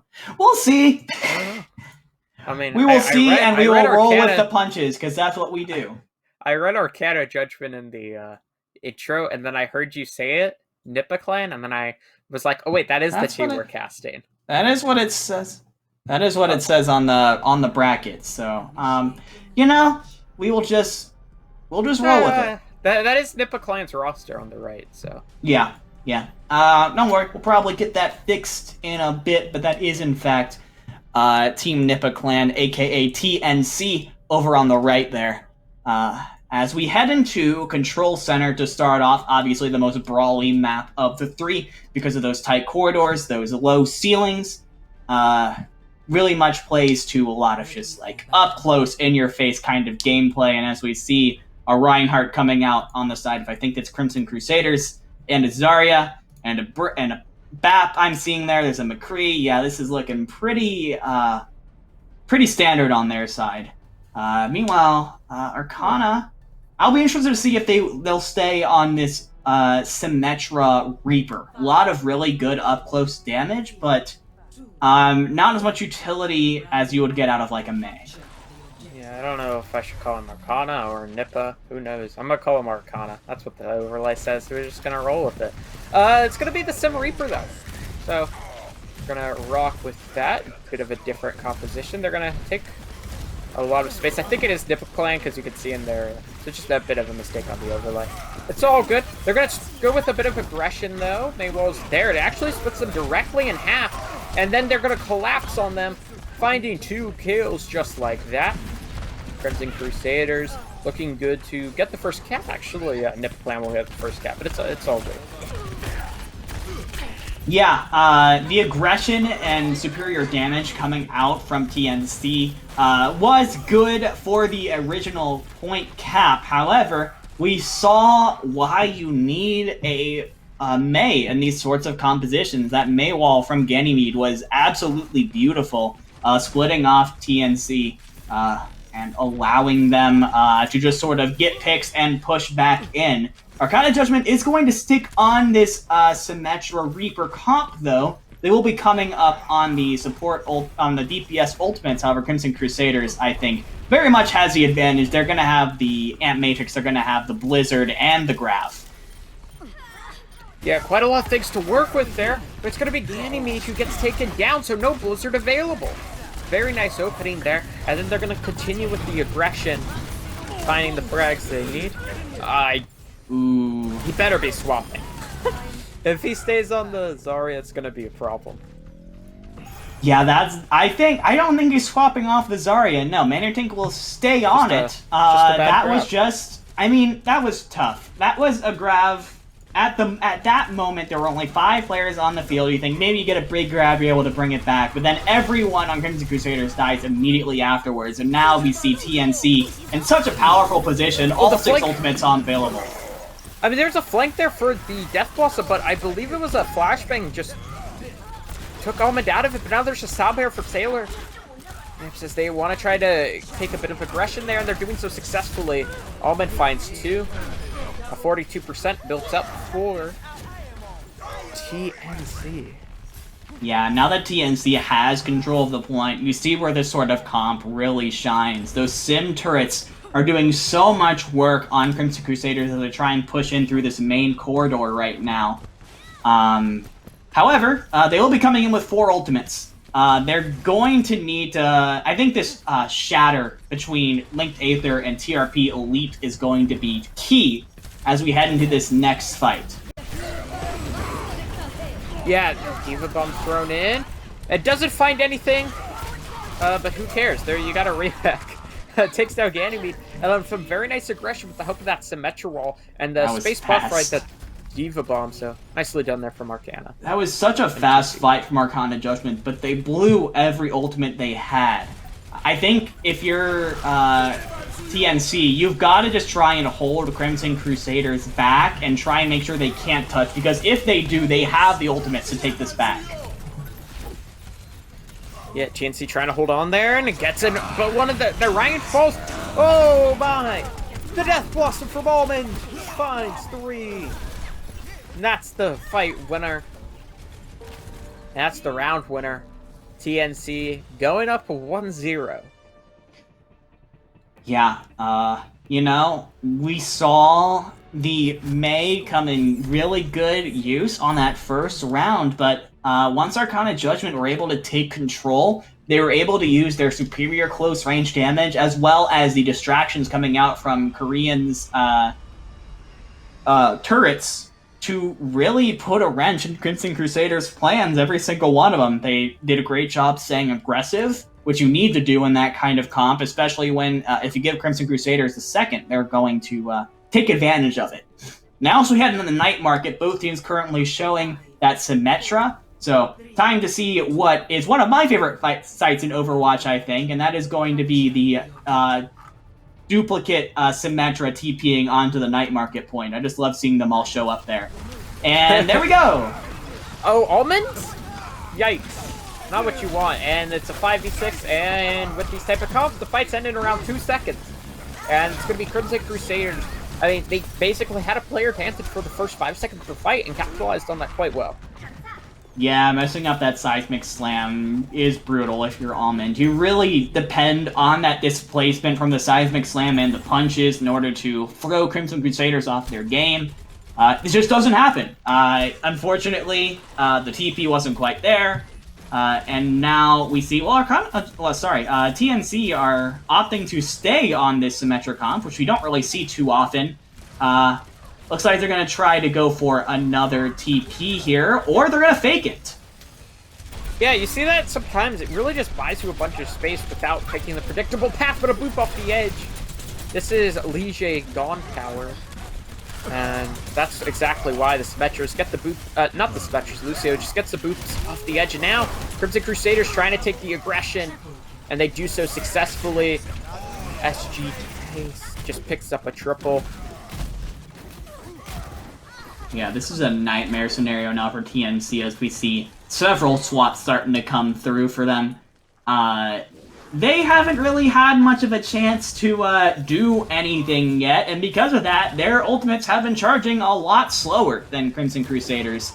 Manortink got demech'd, but as soon as they get back in there, I think we're going to be seeing a 6 ultimate fight here from Crimson Crusaders. And TNC, they really need to put something together really quick. They're trying to make anything happen here. As the Blizzard gets thrown in, 1-for-1 trades. Diva Bomb is online as well, taking the aggression. Sergeant Ace gets taken down, trying to finish off Korean. That's not what you want to see there. Now, being forced back on the points, Crimson Crusaders. Not the Spectre, the Echo, excuse me. Almond goes in aggressive. And then there's a kill on the Baby Diva before the remix able to come through. The sound barrier committed as well from Sailor Nips to help close this out. So 90-odd% built up for Crimson Crusaders. Does not matter. TNC. It's a really nice re-engage. Okay, so here's the thing, Crimson Crusaders. You have ults, and you just didn't use them. You had the abilities and the tools in order to get through that fight, but you just decided not to use them and let Korean just kind of walk all over you and build 85% of his death blossom in one fight. And I don't understand that. Yeah, there's going to be a teleport onto the point, though. Someone in the way of that. Diva Bomb! Really nice kill there onto the Reinhardt. It's a nice engage from Crimson Crusaders, as this is the one fight they needed to take the point, as there's not really anybody remaining from TNC. It's just going to be desperation. I don't even think anybody can really touch. Nobody's even close to the point. And nobody's there. So it's going to be Crimson Crusaders. Time is up there. Is that when we move over onto Gardens? Yeah, I mean, for what it's worth, Crimson Crusaders not using their ults in that last fight meant that they could still use them in the next fight. And that's exactly what they did. They all just kind of pressed Q pretty much at the same time. As well with fantastic anti-nade from Kijamu. I saw that onto TRP Elite. Great job for the Crimson Crusaders Ana. I think Crimson Crusaders were then able to take the point back, and with 94%, there was very little chance for TNC to contest. Now, both teams coming out with a sort of brawl-ish comp on Gardens, which I think is pretty common here on these in these sort of lower SR brackets. Yeah, they're gonna teleport to point. Crimson Crusaders will not gonna be there from Team Nipperclans. They're gonna kind of run the 6-man dive. Interesting backline though, but Almond off the side catches 1, catches 2, takes out the supports. That's the fight win. I mean, what a flank from Almond to pick up 3 kills there in that fight and just, ends it before it even really begins. Yeah, beautiful play coming out from Almond, flanks around to the side, picks off the McCree on the other side. I think that was Sergeant Ace, but I'm not fully sure because they've swapped like onto was on the Symmetra. Reaper initially. Right. Okay. Yeah. And with the McCree out of the picture, there was literally nothing stopping Almond from just having free reign over the point, as we see 70% of the way to a duplicate already. Yeah, a trusty DPS line now for Crimson Crusaders running this double hit scan, but with the Soldier. They're gonna go around to White Room once again, however. Brawl v Brawl on this point is something we've seen a bit more recently, just not quite as common. Just not normally what you see, so interesting there. Duplicate onto the Reinhardt, probably the best dupe target in the game. Building up a Shatter quite quickly. Oh, but the Fire Strike through the Ant Matrix finds a kill there, and then the Shatter hits nobody from Almond. It will, as it does not matter, because they just are taking all the space and all the kills. 50% now for Nipperclan. Yeah, TNC did a beautiful job of controlling the aggression, and it's very hard to not back up when you've got two Reinhardts in your face, and that's what happened with Crimson Crusaders. We're not able, even with, I think, the beat from Rydus, unless he just swapped. I don't think so, though. They were able to really just use that aggression to their advantage and push in, and now Crimson Crusaders have been swapping constantly, and that means that they are pretty consistently at an ultimate disadvantage. Yeah, a lot of ults, though, popped off at the initial start there, and then there's some trades, but then you have this attack visor come through, and it manages to pick up one, the Nano Boost as well from Crimson Crusaders, rolling through Nipperclan in this fight. And so 90% has been built. It'll be a bit more than 90% for TNC, but Crimson Crusaders do come back. Yeah, beautiful re-engage from Crimson Crusaders. They took the Shatter, they took the bomb. It didn't really accomplish much on the side of Nipperclan. And that means that Crimson Crusaders are able to come back in with their own ults and take the point. But they need perfection from here on out. 92% from TNC means that one more one fight pretty much spells the end of this map for Crimson Crusaders. Death Blossom online for TNC as well, so to make something work, Duplicate can be built up fairly quickly as well. So have the ultimates to work with, but one Shatter from the Reinhardt could end it all, and there it is. Hits two players. There's nobody pick as well into the Reinhardt, so nobody even block it. And then their only real win condition of that Death Blossom only finds one. There's going to be an attempt from TNC, it looks like, to stick around in this fight. They catch out Ganymede, who was on the side. Ant Matrix now, however, from Cheese Bomb. Sound barrier's too late to keep alive Sergeant Ace. A duplicate onto a Lucio to try to build up a sound barrier to keep them into this, I guess. But they just don't have any players, Crimson Crusaders. Yeah, and TNC, that was looking dire for them, but with the first early picks coming out for Crimson Crusaders, but, beautiful re-engage. Dr. Psychotic getting 2 picks and allowing his team to get back in, as now it's a stagger fight for Crimson Crusaders. Yeah, they're managing to stay on to this point there. Diva Bomb doesn't get anything. What a pin! It takes down Dr. Psychotic. He does end up falling, the Reinhardt does. There is attack visor now from Sergeant Ace, trying to clutch this stuff. Not able to get anything here, has to run onto the point, ends up dropping. Resurrect is there onto Almond, who's the only one to drop. Spin to win attempt. But that attempt will just, that's all it's going to be, is an attempt. As it's going to be TNC coming up big with the opening map when taking Lijiang 2-3. 2-1. How did I say 2-3? Don't worry, man. It happens. Yeah. That was some beautiful play coming out from TNC. Some great, never say die attitude. I think there are multiple times in Lijiang where Crimson Crusaders got a couple early picks, and I thought maybe it was over, but TNC are playing a beautiful, aggressive sort of brawl style. A little bit different than what we are used to with a sort of McCree May, but at the same time, it's still familiar. And I think Crimson Crusaders may be used to playing into the mirror meta, and they're having trouble figuring out how to deal with this Reaper Echo comp, or this Reaper Symmetra comp that TNC is really like to run this map. Yeah, I'm a big fan of these Reaper Echo comps personally. I think they're quite good. Normally see with the Monkey instead, though. And that's kind of that's like the 6-man dive is what people have been calling it. But with the Reinhardt, it still does essentially the same thing, except you have the main tank who, in these more close quarters maps that have less high ground, it's just such a smart adaptation to switch over onto that Reinhardt.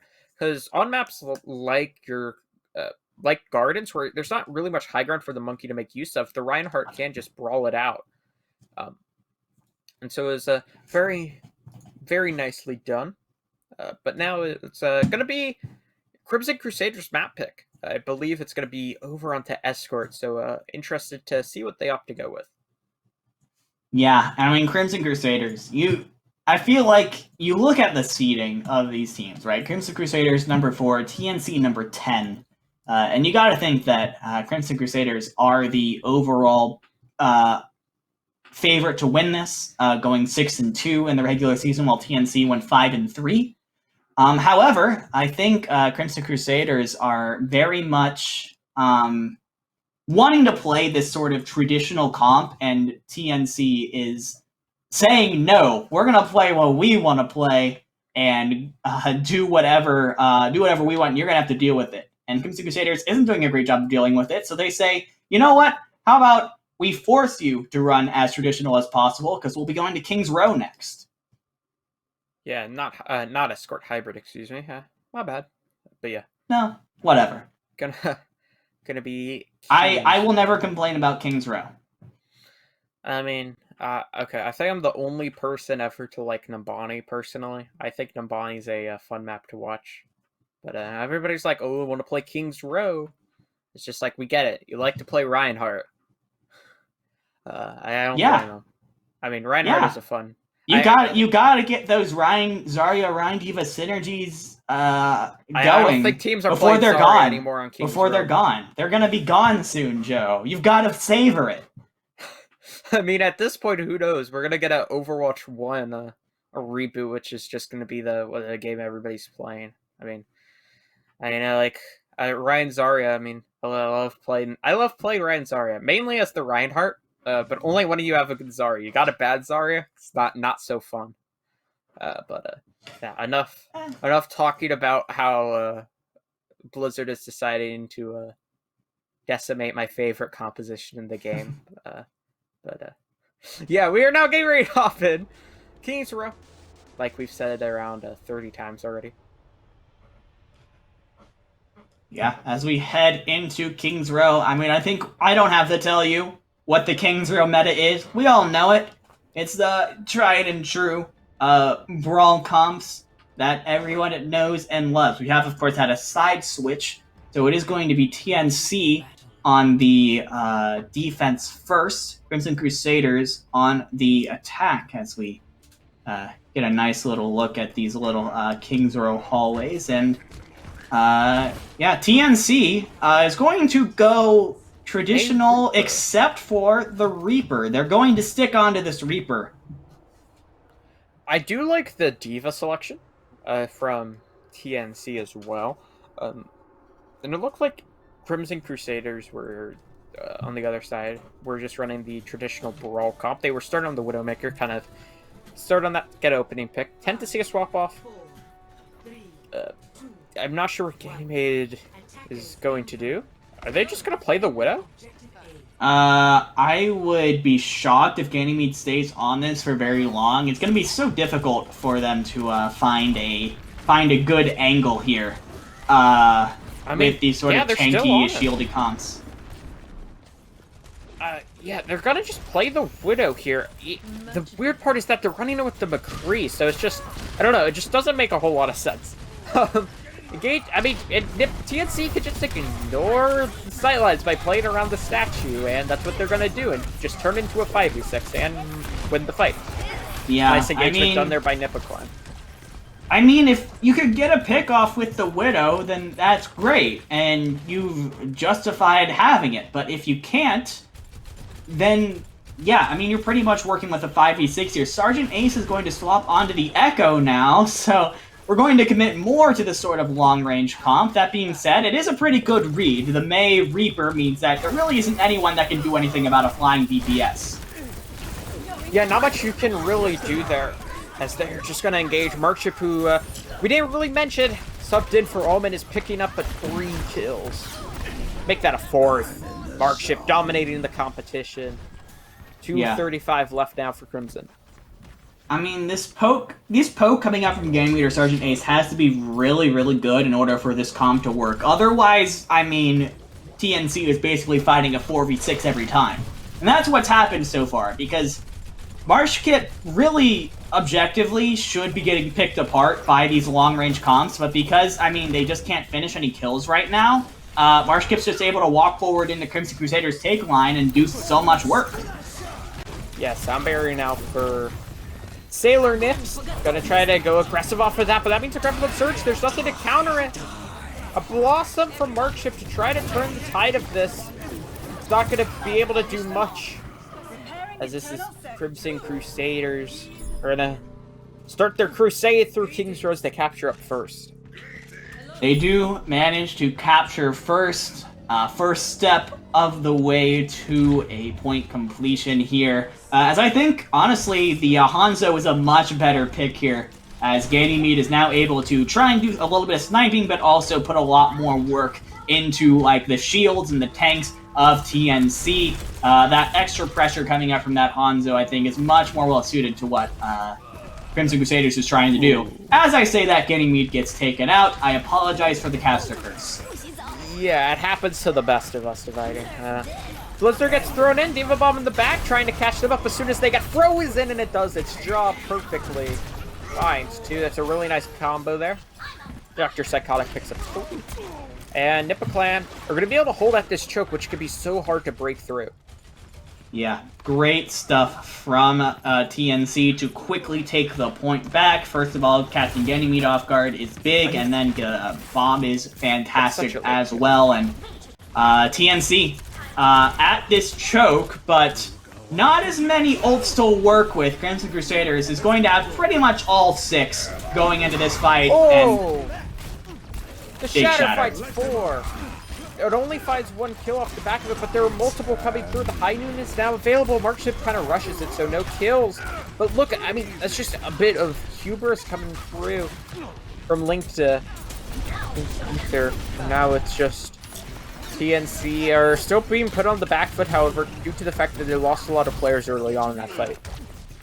Yeah, and Crimson Crusaders are able to do that pretty much with just the AoE zoning effect of the Dragon Strike. They didn't have to use anything else. And TNC dumped just about every ultimate they had into that fight, which means there's 5 ultimates, almost 6, as Ganymede is coming up on another Dragon Strike, by the way.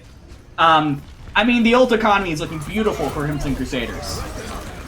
Gravitron Surge now from Crimson Crusaders. The Link Aether dropped. Trade there onto the Reinhardt, so no Rein for either side. Sound Barrier from both sides. The Sound Barrier they use second is normally the one that gets more value, and it looks so far it looks like it's going to be the case. Ganymede hits the shot. I mean, you have 2 Baptistes. Nobody's dying here if you're Crimson Crusaders. Yeah, I mean, that's so much healing from both the Baptistes, and I do have to ask this. If a projectile goes through 2 amplification matrices, does that mean that it's quadruple? No. Okay, the answer is no. That's fine. But that would have been really funny if it was.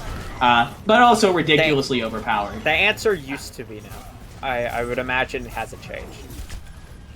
Yeah, as we now, honestly, look at all this free space that TNC is giving Crimson Crusaders here. They were pretty much able to get to the second corner for free.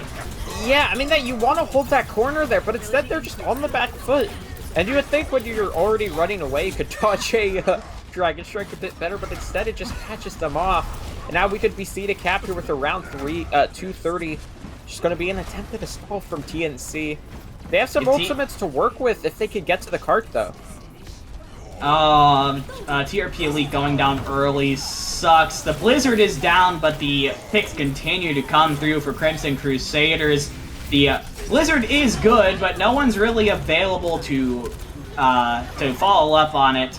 the grab coming out from Manor Tank should be enough to bring us home, as Crimson Crusaders will finish the map with over 2 minutes on the clock, a very respectable time. Yeah, quite a lot of time there. It's fairly good attack there from Crimson Crusaders. Now TNC, I'm trying to make something work. Yeah, need to get a decent attack of their own. Otherwise, they'll be playing from behind, and in a game like Overwatch, where momentum is could completely decide winners and losers, you don't want to be put behind by this much. So, good attack is needed if TNC want a chance at this. They're definitely not out of it, though. 2 minutes is a time bank that you can definitely match or beat. Yeah, definitely a respectable performance put up from Crimson Crusaders, but TNC has the opportunity to potentially beat it. Is Sergeant Ace going to stay on the Symmetra, or was it just for this TP? Looks like he is going to stay on it. Stay on that. Yeah, they'll stay on it, and so I'm really interested to see. I mean, you can pull off some really wacky stuff with the Sim TP in these kinds of situations, teleporting between different high grounds. Other than that, though, this is a pretty standard composition coming up from Crimson Crusaders. TNC, though, yeah, they will be sticking with Widow Mercy, probably for just this opening shot. And then it's going to be a lot more traditional. That's what I assume. Yeah, that's what I would assume as well. They will, in fact, go for it, so a very traditional comp coming up from TNC. But Crimson Crusaders, foregoing the Lucio here, they're going to be basing most of their mobility on this Symmetra teleporter, and hoping that they can make up with the extra healing provided by the Brigida. Yeah, it's gonna be kind of tough to make this work. They could just get I mean, they can get out-rotated if the TP gets broken. That's such a nice Bay wall. Are they able to catch anybody out? All they're gonna be able to do is catch out that TP somehow. They're not able to get the D-Mech there onto Manor Tank, so able to stay alive. TNC going for a wraparound onto this high ground. Now they drop onto the point. Stim wall. I mean, Bay wall, excuse me, is not the best, but it's good enough to take down Mercship. And now they're just going to engage on the rest. It's such a fast Blizzard to help close this out. Crimson Crusaders, excuse me, but such a quick first fight. Yeah, I mean, Sergeant Ace charged up, able to just melt down so many members of TNC, and now they're like, okay, crap, how are we going to deal with this TP setup that Crimson Crusaders is running right now? Marshkip swaps over onto the Hanzo, hoping maybe to get a long-range sort of pick-off, as Crimson Crusaders, they're going to have 5 ultimates going into this fight. They're getting me down. Yeah, they have quite a lot to work with here. Symbol goes through, and Matrix as well, but just not a lot to... Damage can go through it due to that Symmetra roll, but the players are still dropping for Crimson Crusaders. PNC pushing back onto the point. Shatter gets dropped. There's a rally just thrown in, but it will not matter. I mean, Blizzard eat the Blizzard. Who cares? I mean, you're down so many players at this point. Just it's a wasted Blizzard, nonetheless. Moral victories. I mean, like I feel like they're just using ultimates to use ultimates, but. I mean, I think maybe eating the Blizzard actually sort of put a little bit of fear into TNC's hearts, and because of that, they're sort of overcommitting ultimates here, but they should be able to pick off the stragglers. Regardless, though, a pretty decent first-point defense coming out from Crimson Crusaders. It took TNC a couple of fights to try and figure out how to play against it. Sergeant Ace is actually going to be sticking on the Symmetra here. Very, very interesting, as... I mean, Marshkip, as long as he stays on sort of a, as long as he stays on a long-range sort of situation, there really isn't much on Crimson Crusaders that can touch him. Yeah. Oh, what an eat! Great eat there onto that, and then Korean goes down before the sound barrier is there. The parents are seriously doing a lot of damage here. Sergeant Ace is charged up on the Symmetra. ready to burn them down. Blizzard thrown in as well to finish up this fight. Crimson Crusaders are not going to be able to hold at this choke. Great reaction time there from Manor Tink in order to eat that Dragon Strike. That was, I think, crucial to TNC's push there. They needed that zoning in order to be able to push up into Crimson Crusaders, and they were not able to get it, and because of that, Sergeant Ace gets charged up once again and taken out. Going into this next fight, though, crucially, Korean will have the Blizzard. Ganymede will not be able to respond with their own. Yeah, as that's a really big kill there onto Manor Tink, but as they try to remake, it's Dr. Psychotic that picks up 2. Now Team Nipikoland are to try to finish this up there. Not really anybody remaining for the defense, as this is going to be TNC continuing this cart progress here with 2 minutes on the clock. Yeah, I got scared there when Lady went down early for TNC, but they were able to sort of force everyone into a very, very tight situation and just win the overall damage. And I think that is true. If Sergeant Ace isn't charged up, the Hanzo will outdamage the Symmetra every time. Hanzo also can headshot. Manor Tink with another. Oh my God, Manor Tink! Manor Tink, you gotta calm down, man. I mean, trying to carry their team, but the players are still falling. They lost their Reinhardt very early on, which is a death sentence in these fights. I mean, please swap. I mean, if Ganymede doesn't swap after that Blizzard, it's a... That was not a very good Blizzard. Everyone on your team was dead. And you really want to have that back when you're going into these point C fights. They're swapping to Hanzo, though. So they do swap to Hanzo, though. Gonna match Marshkip here. Which, you know, fair enough. Marshkip has kind of been popping off so far. But unfortunately, I mean, that means Crimson Crusaders, they don't have that much to work with, just the Ant Matrix on Kajamu. Meanwhile, TNC, they're going to have the beat and the bomb. A lot of ability to force Crimson Crusaders back here. Oh, good boop! The boop boops off too. Nicely done there. And now that forces them to fight TNC where they want them. As Goku says, find them in the space a bit better. What a shot from Ganymede. The Hanzo swap coming up big here. Shatter onto the 2 remaining players, however, so Crimson Crusaders just don't have the sustainability and the players remaining to make anything happen here. They're going to manage to cap with... Oh, not with the minute 50 due to the last second touch, so just thrown out though from Crimson Crusaders. Overall, a nice attack there from TNC. I mean, I say that, there's a Shatter comes through, a lot of damage, they lose their Reinhardt. There's a Dragon Strike from Marshkip as they want to try to make sure they don't lose this, but he's going to go down to the Tracer, way. And Crimson Crusaders are going to turn this. 0.04 meters away from the end, and I mean, what a beautiful Shatter coming out from Linked Aether there. Knocked everyone from TNC on the ground. It gave the rest of the team, rest of Crimson Crusaders, a little bit of time to breathe and get some more damage in and turn the course of the fight. Oh, that is brutal for TNC. You put everything pretty much into making sure that you could win that fight. As now we head into what is probably the last really good fight that TNC is going to get to try and push this across with time. They do try to make something happen. They need time if they want a chance to win this map. And Matrix is not really doing a whole lot, as there's a flank coming through from the Tracer, putting some pressure onto the back line. Sound Barrier, though, comes through, so they want to go aggressive, and it works. Take down Rythis, and then the pin as well into Ganymede. The Shatter gets dropped. Hammer on the ground. Crimson Crusaders in spawn.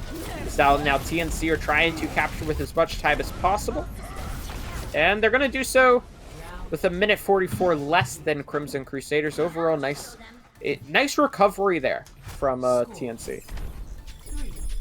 Yeah, definitely pretty good recovery. Able to, I think TNC in that last fight did a really good job of sort of pacing their ultimates, making sure they don't use them all at once. They used the Ant Matrix, waited for that to subside. Didn't get any kills, but I think definitely Crimson Crusaders were definitely using resources to make sure that they didn't die to that. And then they used the bomb, they used the beat, went super aggressive. And even though Crimson Crusaders had some ultimates, they were dead before they had the chance to use them. So now we head into extra innings here. TNC with a minute on the clock. Crimson Crusaders a little bit less than 3. It's going to be TNC, of course, on the attack first as the team with less time. Crimson Crusaders is once again going to be coming out with this Symmetra comp. However, key difference, we're going to be seeing a Moira here instead of a Brig, going for more AoE heat. Oh, yeah, with the BAP Moira, this is just a billion heals here for Crimson Crusaders, and very survivable team as well. Support group as well. Like so many abilities that they could use to get out of the way of a potential flanker. Yeah, Korean's trying to just ruin his KD there as he takes himself out twice. As all right, Skip is looking for a pick. Gonna swap over though.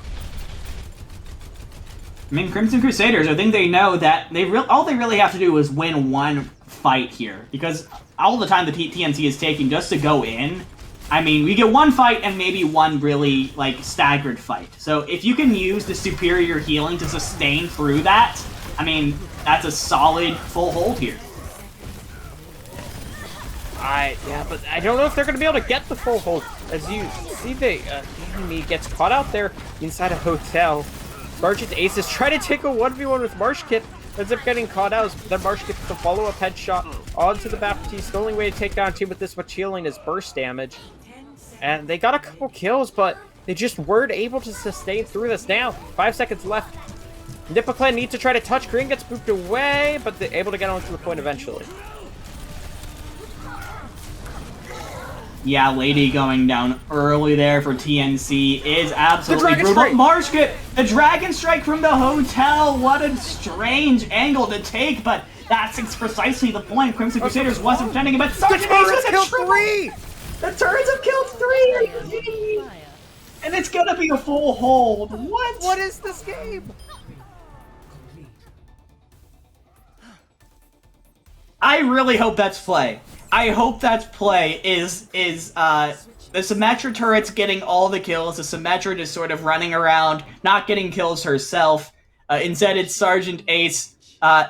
Just kidding. You've eliminated 1, you've eliminated 2, you've eliminated 3. That was crazy. And I think the sim wall was also huge there because it cut off TNC's ability to shoot down those turrets. I think they were set up on the hotel about, and the wall went up right in front of it. Ready for battle. Yeah, for sure. Now we're just... So now, Crimson Crusaders, with 2 minutes and 44 seconds on the clock here, all they have to do is take a tick within that time frame, and they will be tying up this series going into halftime. TNC going back to that May Reaper comp that did them a pretty good, decent amount of good their last defense. But if Crimson Crusaders is expecting that, they'll go into something a little bit more long range because they know there isn't much that TNC can do to touch them. Sergeant Ace, if he swaps onto that Echo, will be proving just that. Yeah. Widowmaker for an opening pick. And it's not going to fight anything. Actually, Ganymede's going to stay on it once again. They mean to like this pick. And it's such an aggressive pin! And then that's 2 kills off the bat. I mean, Ganymede's not going to hit any shots from that angle. Reset forced. Yeah, but a quick reset, and that's big here. Ganymede's going to very quickly swap onto the Hanzo, which is, like I said, a much better pick going into this comp. I think this team will have a lot more success here. As we head into pretty much another dry fight, we see Korean trying to go for a wall here, but is getting peppered down by Sergeant Ace. Yeah, it's just completely dominating there, as now they're going to try to go with the aggression. Reinhardt and Link Aether falling very low and goes down. Really nice opening 2 fights here for TNC. Now things are getting a little scary here for Crimson Crusaders. About half of their time off the clock, and they honestly haven't really built up to very many ultimates yet. The fights have ended so quickly they haven't had the chance to. While TNC is going to have the Shatter, they're going to have the Amp Matrix, they have the advantage here. And all they have to do is hold on for about 2 more fights or so. Yeah. As the Animatrix is there, which means Crimson Crusader is just going to wait out for a bit for that to play. And then as soon as it does, he'll try to go aggressive. I mean, Manatink was trying to play the bait take there on Zaryo, prepping for Overwatch 2. They're going to wrap around the side there. I believe they all got past the bait. Well, very well done. Only one that didn't is Surgeon Ace, but they can just fly over. Now Duplicate comes through. Dragon Strike finds one kill there. The Death Blossom in the back for Marshkip. Doesn't get the kills it needs as Crimson Crusaders are looking good to tie up the series. Yep, and they're gonna do it. Crimson Crusaders. It was a good effort from TNC, but as soon as Crimson Crusaders got all their ultimates online, it was going to be very difficult for them to be able to deny them. So many hard-hitting ultimates on the side of Crimson Crusaders comp. It's going to be a Lucio play. Nicely done here from Ryvis. Not really talked about much. But yeah, I think, you know, once Crimson Crusaders ultimates came online, it would be... And I mean, they just all got their ultimates at the same time. They used it at the same time, and there's just it was very difficult for TNC to stay alive. Yeah, so nicely done there from Crimson Crusaders to bounce back after a map 1 loss, but now they are gonna have to win on TNC's map pick. Before we get to witness that, we're gonna go to a break. So yeah, we will be heading to a quick break, and then we will be back with the conclusion of this series. Yep, we'll be going to a quick break here, as both teams kind of catch their breath after what was a wild Kings Row map. We'll see you back in a minute for the conclusion of this losers bracket matchup. In a totally imaginary world where the government allows a virus to sweep the globe and every city is on lockdown, one company is there to connect us all: ExpressVPN. Sign up at expressvpn.com/elohell and enjoy America's content without the, well, you know, America. This ad made with 100% grass-fed, cage-free, wild-caught, no GMO, organic Americans. Vegan-friendly. Availability upon request.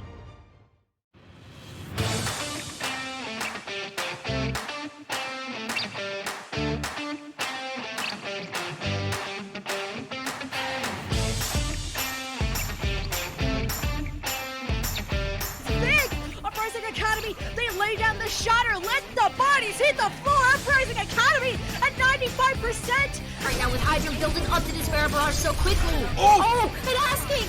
Double kill in the back with the pulse bomb from the high ground. Aerial assault with that mine. Impact, se escucha de abajo gritar campeón a Sky Foxes.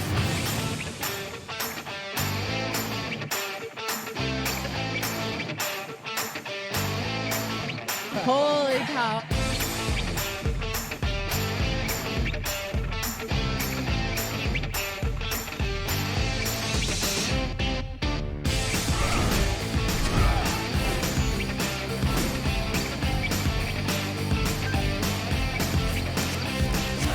And after 42 consecutive losses, the Shanghai Dragons get their first win.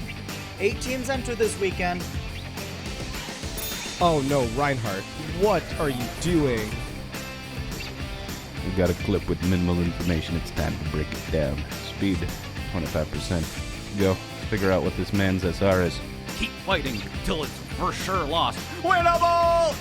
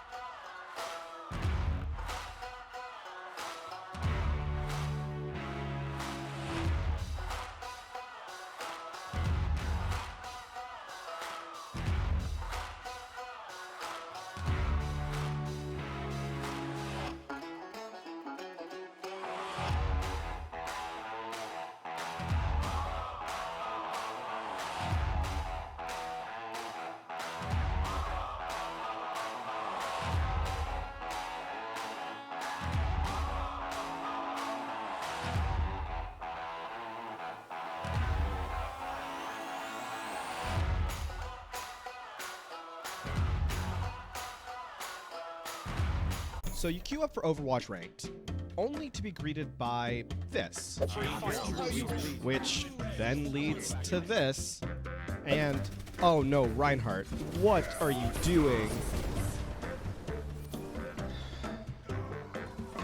The solution? Elo Hell pickup games. Hey, you know what? Just oh my god, it's huge! Oh no! Kill! Let's go! Open to players of all ranks and most platforms, Pugs give you the chance to experience competitive Overwatch as it was meant to be played, competitively. I need help. I'm with you. Shoot. No way, dude. Go. Let's go. Nice. Good call.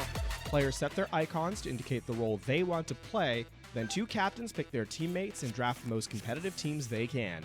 You can also take part in our pioneering learning event, Coached Pugs. To take part, join the Elo Hell Pickup Games Discord, and be sure to read the Pug Guide and FAQ. Good luck, have fun, and we'll see you in-game.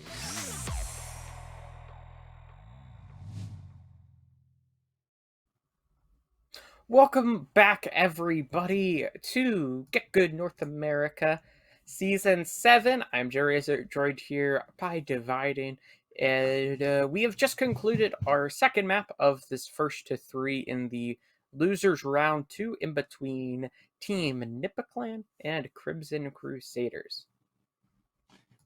Yeah, Crimson Crusaders came up on top in a very intense and close Kings Row matchup, which means that Team Nipaclan is going to take us to Junkertown, which is, by the way, their favorite escort map.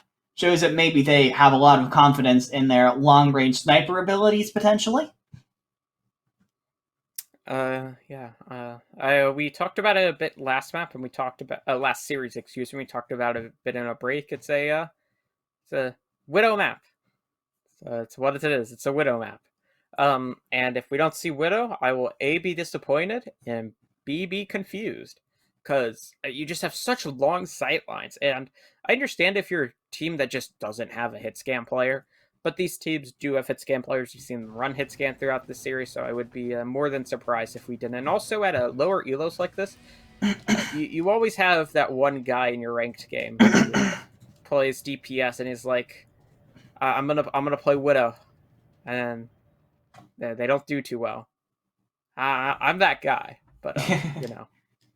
Yep. Don't worry, guys. I'll play Widow. I will pop off. That's not true. Actually, a pretty decent out Widow. I just yeah, you know, stroke your own ego a little bit. If you won't, no one else will. As I'm very good. I'm a plat player. We'll hopefully be getting into the map in just a moment here. Yeah, it looks not sure why it swapped back to us. I'll be honest, but that gives us more time to talk about Junkertown, which is, you know, as you mentioned, a Widow dominant map. But I mean, in these lower elos, you never know what you're gonna find. And looky here, we got ourselves Rhine Diva comp, which you don't see very often here. These kind of close range tanks aren't very well suited to this. And our Crimson Crusader is going with a pirate ship here. It seems they are. Wow, okay. This is Rookie Division. I'm quite sad. The shield's already broken and the Bastion's almost dead. Pirate ship is not good. The shields have a combined, I believe it's 600, like, what is it? 1300 health, so it's just not a lot of shields to work with. Good hold, though. Pulls Ganymede into the open. When they take him down, Resurrect is there. And when they stop the cart, on this little underpass, there's not much they could do. But Sergeant Ace is dropped onto the low ground for some reason, just gets taken down. And the rest of the kills are there. So TNC do manage to make it work. Yeah, and you see why this sort of double shield comp is so essential on this map when there's high ground for Crimson Crusaders to play off of, but I mean, the Reinhardt has trouble getting value if he's not in the face of these tanks and this Bastion. And oh man, just barely managed to get a recontest. Oh, they don't! They don't get a recontest. Not for long. And that's everybody. Actually, Gamey picks up a double kill, so they could stick around. But the fact is, the spawn room for TNC is right there, so they are forced to come back, fall back a bit. Yeah, and priority number one here for Crimson Crusaders is you've got to break that pirate ship comp. The longer you allow this Bastion to get value by just existing on the cart, the worse it is. And Marshkip will get taken down, luckily, so we'll put a bit of a damper into TNC's plans, and Lady goes down trying to res him, so looks like this will be an overall fight win coming out for Crimson Crusaders. Yeah, it's gonna be a real fight win for them, as they do end up taking that there. They're gonna kind of neutralize the cart in the middle of this area. Second point.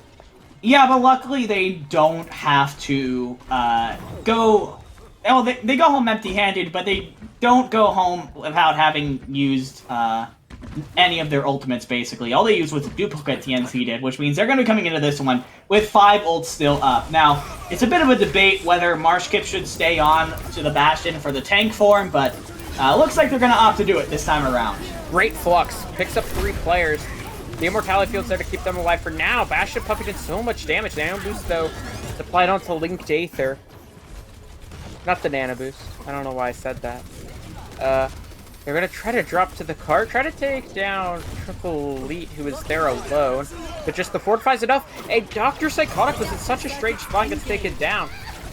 There's a duplicate onto the Bastion. Oh boy, through the Ant Matrix as well. Picks up 1 kill, tries to go to the other side, has the tank configuration, but is popped out. And this is just such a crazy engagement, as the Bastion still has not used his tank ult. Yeah, not only that, but TRP Elite hasn't used the Bongo, and Cheesebum hasn't used the Ant Matrix. It just becomes a question of how long do you stay on this comp without using ultimates until you're pretty much just wasting time. Because, I mean, Marshkip, I think, is having a lot of trouble getting all that value when he wasn't on the cart. Now he's getting a lot of long-range damage from Almond, and but seems to be getting value enough here. That's a triple kill coming out from Marshkip. It's getting me desperately trying to bring this back. Yeah, it's just gonna continue to move the cart through. Tank configuration still has not been used from Marshkip. Yeah, and now Marshkip gets to get set up back on the point again. Though, there is a Winston on the field for TRP Elite, so not much shields. Not as many shields coming in for him, but this area of the Nile, just from the Bastion existing, is causing so many problems for Crimson Crusaders. Yeah, no tank configuration. Never going to be used. Duplicate from Almond onto the Diva there. It's going to build up the bomb right away. 1 kill comes through. Bomb does a lot of shield damage, that's about it. Can look for a re-mech kill, opts to just get back into that mech, and then the flux from Dr. Psychotic is quite good. Closes this out. As Marshkip never uses the tank ult, just switches to the McCree. You know, it is what it is, I guess. Sometimes you don't get to use your ultimates, and that's okay. TNC is going to opt to run a much more sort of mobile divey comp here with the Winston Diva, trying to take control of this high ground that several members of Crimson Crusaders are currently on top of. But, I mean, Crimson Crusaders, they've had time to build up ultimates. TNC hasn't yet. So, at least as for this first fight, Crimson Crusaders should have the advantage, and Lady going down only makes that even more of an advantage. Yeah, really nice kill there. Nice trade, however, so no mercy for either side. But a nice headshot drops Triple Elite, and then a duplicate to help close this out as Crimson Crusaders have the player advantage and the ultimate advantage. As this is going to be the reset force, 220 left for TNC. Yeah, good overall play, I think, from TNC, because you know that with the ultimates you probably aren't winning that fight, so you go ahead and go in with a dry fight. You force up the duplicate from Sergeant Ace. Now you know you don't have to worry about that for this next fight. And that's going to open up room here for Marshkip to use his High Noon, Cheesebum to use the Ant Matrix. I think there's a lot of opportunity here for TNC. Sergeant Ace is going to drop, however. So yeah, like you said, a lot of opportunity for TNC, and they're gonna open this up here. The double hit scan, find double kills. Hopefully they don't individually find double kills, but combined they get a double kill. But it doesn't matter, because Ganymede just picks up 2 of his own. I mean, this is just incredible work from Crimson Crusaders, not wanting to give up this point, and they hold on to it somehow. Yeah, I mean, I'll tell you how. It's Ganymede on the Hanzo, on the high ground, completely uncontested, even though, I mean, Ganymede and Sergeant Ace are so far doing a fantastic job of, you know, taking advantage of these high grounds. Ganymede with the wall climb, and Sergeant Ace with, you know, just flying around. And Marshkip is having a lot of trouble dealing with both of them. It for sure is. One trades come through, each team loses 1 DPS player. Shatter's online for Linked Aether if they're able to keep him alive, and they are able to do so. On the back foot, Diva Bomb gets thrown and Linked Aether's gonna fall. Great start there. Almond's getting caught out here on the side, manages to pick up a health pack to stay up. Resurrects at the simultaneously each pick up a tank member, as this is looking like the Crusaders could be holding on to this. Yeah, and TNC, they need to be able to come out on top here. They use pretty much every ultimate to stay alive, but the Shatter from Linked Aether seems to be putting a exclamation mark on this defense. 10 seconds left for TNC. I don't know if anyone's even going to be able to touch. They will get a touch, but it will be a very broken up stagger fight. Yeah, really nicely done for Crimson Crusaders, just holding strong here on 3rd point, just the stall. There's a death blossom available from Almond, and all it finds is nothing, to put it bluntly. Shatter gets dropped as well, but it's gonna be it, as Crimson Crusaders are now gonna switch sides. It's now their turn to try to make some form of an attack work, as they know what they need to do to win, and I would not be surprised if they're able to do that, because that is a very respectable defense. It is a very respectable defense. I think it's key that Crimson Crusaders is able to stop the payload before it gets, like it hasn't quite rounded the bend yet. And that means, if Crimson Crusaders is able to get to the point where they're almost able to win the game, TNC is in a very awkward position, because they have to... I mean, the payload isn't going to be, like, right outside their spawn gates like it would be if they had been able to push a little farther. They're going to have to run a little bit. They're going to have to use some time to sort of stagger onto the point, and that could go into Crimson Crusaders' favor. At the very least, TNC won't have that sort of 2CP-esque respawn advantage that they were wanting. And I'll be interested to see if Crimson Crusaders is going to be coming out with a pirate ship of their own here. We will see. The defense is going to be a Sigma Hog. Sig Hog.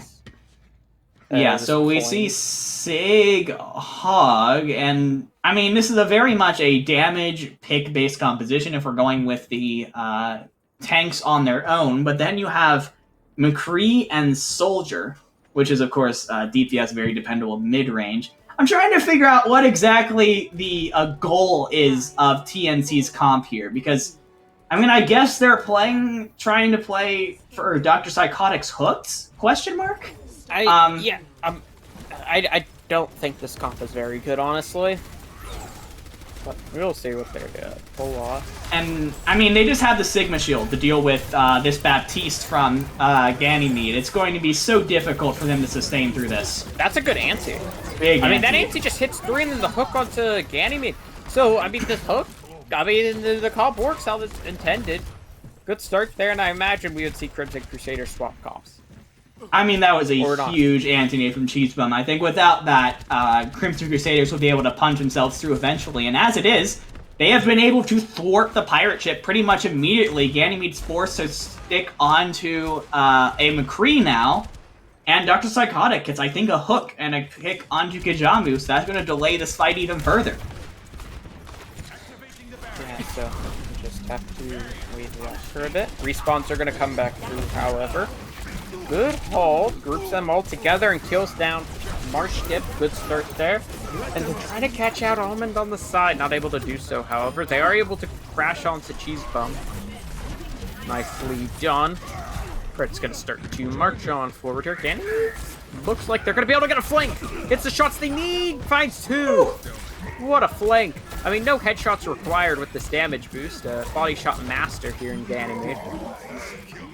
Hey man, as long as you're doing the damage, you're doing what you need to do. And it's not too often that you see a McCree flank like that. Doesn't really have the movement abilities to get out. Ballsy play coming out from Ganymede, but it was absolutely worth it, as it allows Crimson Crusaders to punch through point A in honestly very good time. Some really nice recovery after getting their pirate ship broken apart. As TNC is going to stay on this this sort of strange comp that I've never seen before and don't quite get the point of, but it is going to be 6 ults. Yeah, they will have a lot of ults. You all hit Q at the same time, so you tend to win fight. Pause. But we're gonna have to pause. I'm not too sure why that is. Dude. Okay, what's gonna happen is it's gonna be the disconnect onto TNC Sigma, and then they're just like. If anyone from TNC DCs, that's brutal, because they have 6 ultimates. And yeah, I'd say it's going to be the Sigma, because it's probably the best ult in that comp, is that Flux, so just knowing how it is. Yeah, hopefully we'll get back in. For everybody in chat, yes, I do just have my setup in a pantry. Yeah, that's just really nice. You got like a lot of... Are those just like a bunch of jars of pickles behind you? They're just a bunch of jars of nothing. Oh, just a bunch of jars. Yeah. Joe Razor, if you need a jar, call Joe Razor. Yeah. It started happening because we had a friend one time who needed some jars, and we didn't have any, so we just started saving every jar. And then we ran out of space, and then stopped saving jars. Well, you know, your jar collection is quite impressive, sir. But let's talk a little bit about where we are in this game right now. Not really sure why we've had a pause, but for what it's worth, like we said, TNC is going to be coming in with 6 ultimates, and I want to try and think through what they're trying to accomplish with this comp. Because the one time we've seen TNC win a fight, it was off of a huge anti-nade coming out from their Ana player. And that's great and all, but other than that, it seems like Crimson Crusaders, they're more sort of durable double shield Rhino-Risa comp, seems to be picking them apart fairly easily. TNC probably has more damage from mid-range, but when Crimson Crusaders is able to close the distance, it is very difficult. Yeah, it can be quite a challenge. The last time we saw this comp really played was when Hog had like a 30 damage per pellet or something like that. Something around that. I think it was more like 9, but you get the point. It's just like when Hog was broken, and Sigma was also broken. Right now, Hog is pretty not too good, and Sigma pretty okay. We're back into the game though. It appears the disconnect was onto Sergeant Ace, if there was a because they're the ones coming back from spawn having no ult charge. There was a Flux at high noon used immediately as we came out of that pause, however. And Sergeant Ace did have a copy there, so that is quite a tragic disconnect. Yeah, as now we take a little bit of a break, slightly contest as we get ready into the next fight. Both teams are going to have 4 or more ultimates coming into this one. I'm expecting for this to be pretty dang flashy, as both teams look to go aggressive and win this. And with so many high-powered ultimates, I think it's likely the first team to use ultimates will likely win. But maybe not. I don't know. I mean, it's we've seen I don't know. A lot of crazy stuff this game. TNC are just backing up for no reason. I don't really understand why they're giving up so much space here. I mean, you can't brawl with them is the problem with this comp. You can't stand and fight. So you can't track, apparently. And then you got the aimbot as well. I mean, just dropping into a ride. That was a little bit overconfident there, Almond. But yeah, I think you've sort of hit the nail on the head. Is that's a big weakness right now with TNC's comp, is that you can't get up close and personal with this comp. The up close range of this tank line is just too much for TRP and Dr. Psychotic to deal with. So as soon as TNC are just forced to just keep on backing up when Crimson Crusaders try and aggress, and I mean, Crimson Crusaders will take that free space any day. Yeah, they can just yeah, they can. And TNC are staying on this comp. I think they want to lose the series. I mean, the comp diff is just huge right now here for Crimson Crusaders. I don't understand. This is a ranked comp right here. Yeah, and Ganymede has been getting tons of value on flanks as well, I have to say. His McCree has been on point so far. As I say that, he manages to take down Lady, and oh man, this is looking like this map is pretty much decided already, almost. Yeah, I mean, they do manage to find 2 here. Marshkip manages to come up big, but there's a Resurrect and then a copy as well. The anti-nate's pretty good, but there's nobody to kill the remaining Crimson players.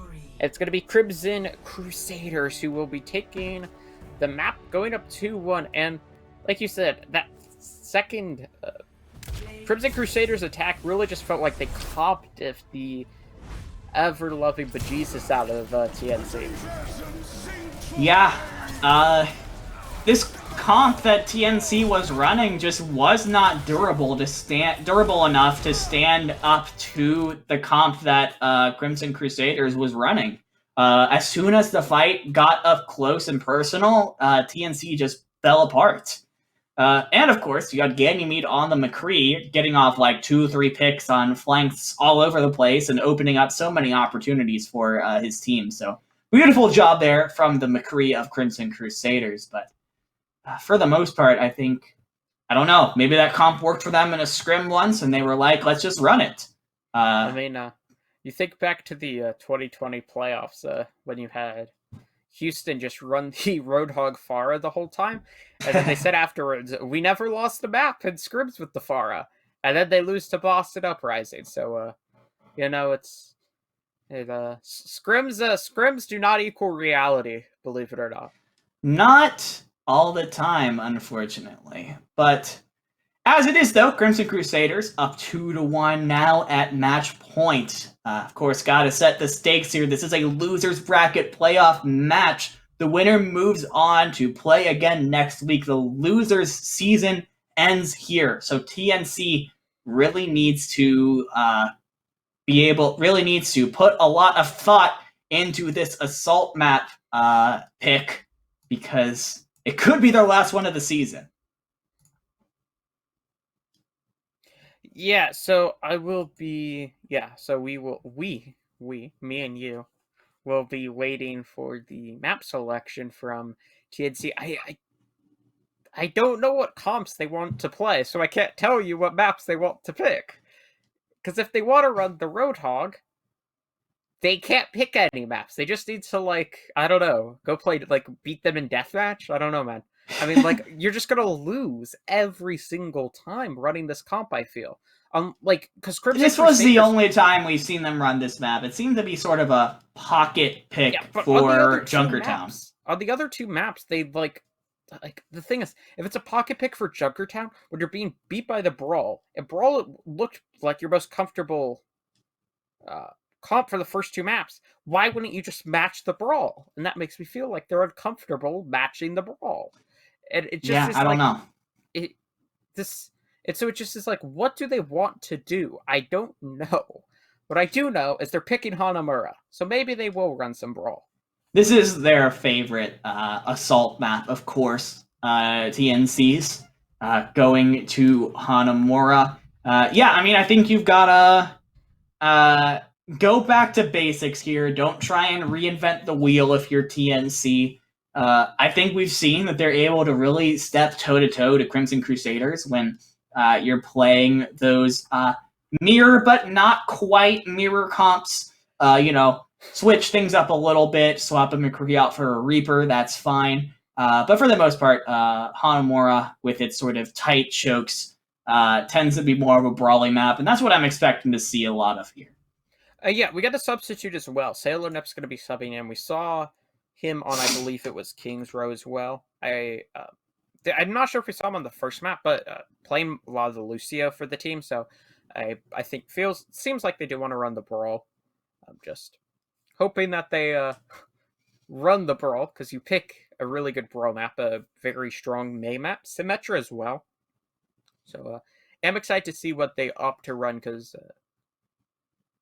I would be surprised if they didn't run Brawl or some sort of Brawl variant. Yeah. As I'm sure that's what Crimson Crusaders is thinking of right now. On attack, I would like to see kind of the 6-man dive, honestly.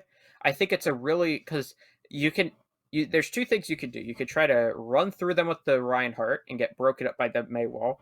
Try to TP over, which is... like it's getting played at all levels. It used to just be a little gimmick strat for Silver, but now it's just like Overwatch League teams doing it. And then the last option is running the kind of dive comps, but yeah, so interested to see what they want to do on the attack. Defense going to be the brawl most likely, but before we can see what happens there, we have to go to a quick break. We're having some tech issues, but then we will return with the rest of the series. Don't go anywhere.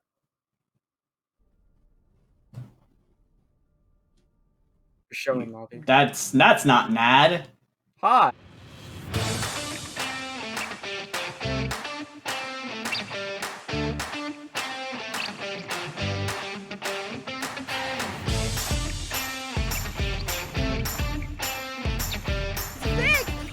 Academy, they lay down the shatter, let the bodies hit the floor. Uprising Academy at 95%. Right now with Hydra building up to this Bear Barrage so quickly. Oh! It asking!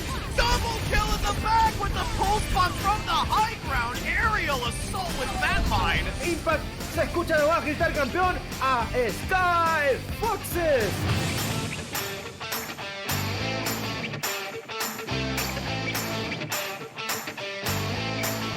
Holy cow.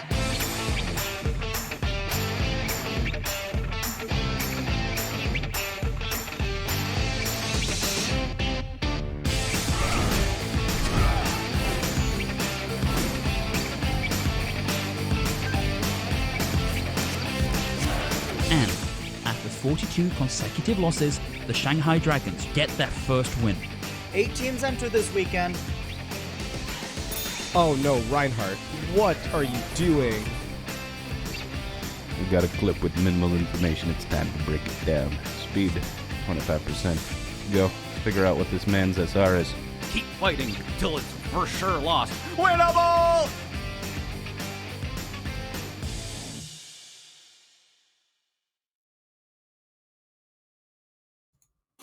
Welcome back, everybody, to GitGud North America Season 7.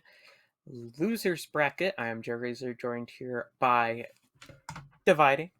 And we are getting ready to get underway in our 4th map of this first 3. Crimson Crusaders taking map 2 and 3 after dropping the opener. Yeah, and I don't blame these teams for wanting to take an extra minute to talk through their plan for this upcoming map of Hanamura. This is, of course, a very important map. Crimson Crusaders looking to end the series right here and move forward in the bracket. TNC trying to force a map 5 and stay alive right now. Yeah, Hanamura is going to be our map here. You missed it.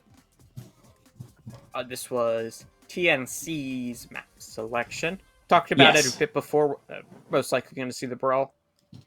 That is what I'm expecting. Yeah. This comp very much, you have the tight choke point on the A point, and then on B, you have low ceilings, very tight corridors, very much favors the sort of brawl play style.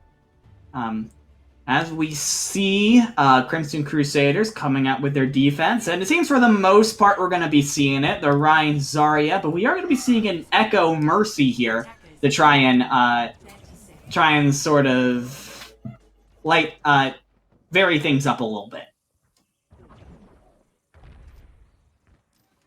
I actually really do like that Echo pick, especially on point A. There's a lot of open skies for her to take advantage of. Echo is just, like, really good. I mean, it sounds like such a... It's... Oh, and pause. Another pause. I guess time to talk about Hanamura, the map that never starts. Echo, like, it's like... I know it's like a 5-head analyst, right? It's Echo's pretty good. I'm not gonna lie. She's just better than most other DPS right now. I mean, so much damage in the neutral fight. You could just like kill a 200 health target in like the span of 3 seconds, and then you have one of the best ultimates in the game. I mean, it's I don't know if it's the best because EMP is still pretty damn good, but it's definitely up there. Yeah, absolutely. I would definitely rank the duplicate as one of the best ultimates in the game, especially after watching the last couple of weeks of Overwatch League. I mean, yeah, my favorite thing to see more D.Va bombs get thrown out through a duplicate than the actual divas. The issue is you do have to make sure that you're getting value out of that Echo. In Overwatch League, it's always just like, oh, hey, everyone's going to be hitting a lot of shots because, these are the best players in the world. But at this level, that's not quite as guaranteed. And if the Echo isn't getting value, well, then you've got a 4v6 that's super easy for TNC to win on the ground. Yeah, but when your Echo is getting value, it's really funny to see them duplicate a D.Va and get like 4 kills when 2 of them being remet kills because, it's a good idea to make a remet do 250 damage. Unfortunately, we do seem to have another disconnection here, so we're apologies. We are going to have to go to another quick break while we wait for the team's internets to figure itself out. Until then, stay tuned because you don't want to miss the end of this series.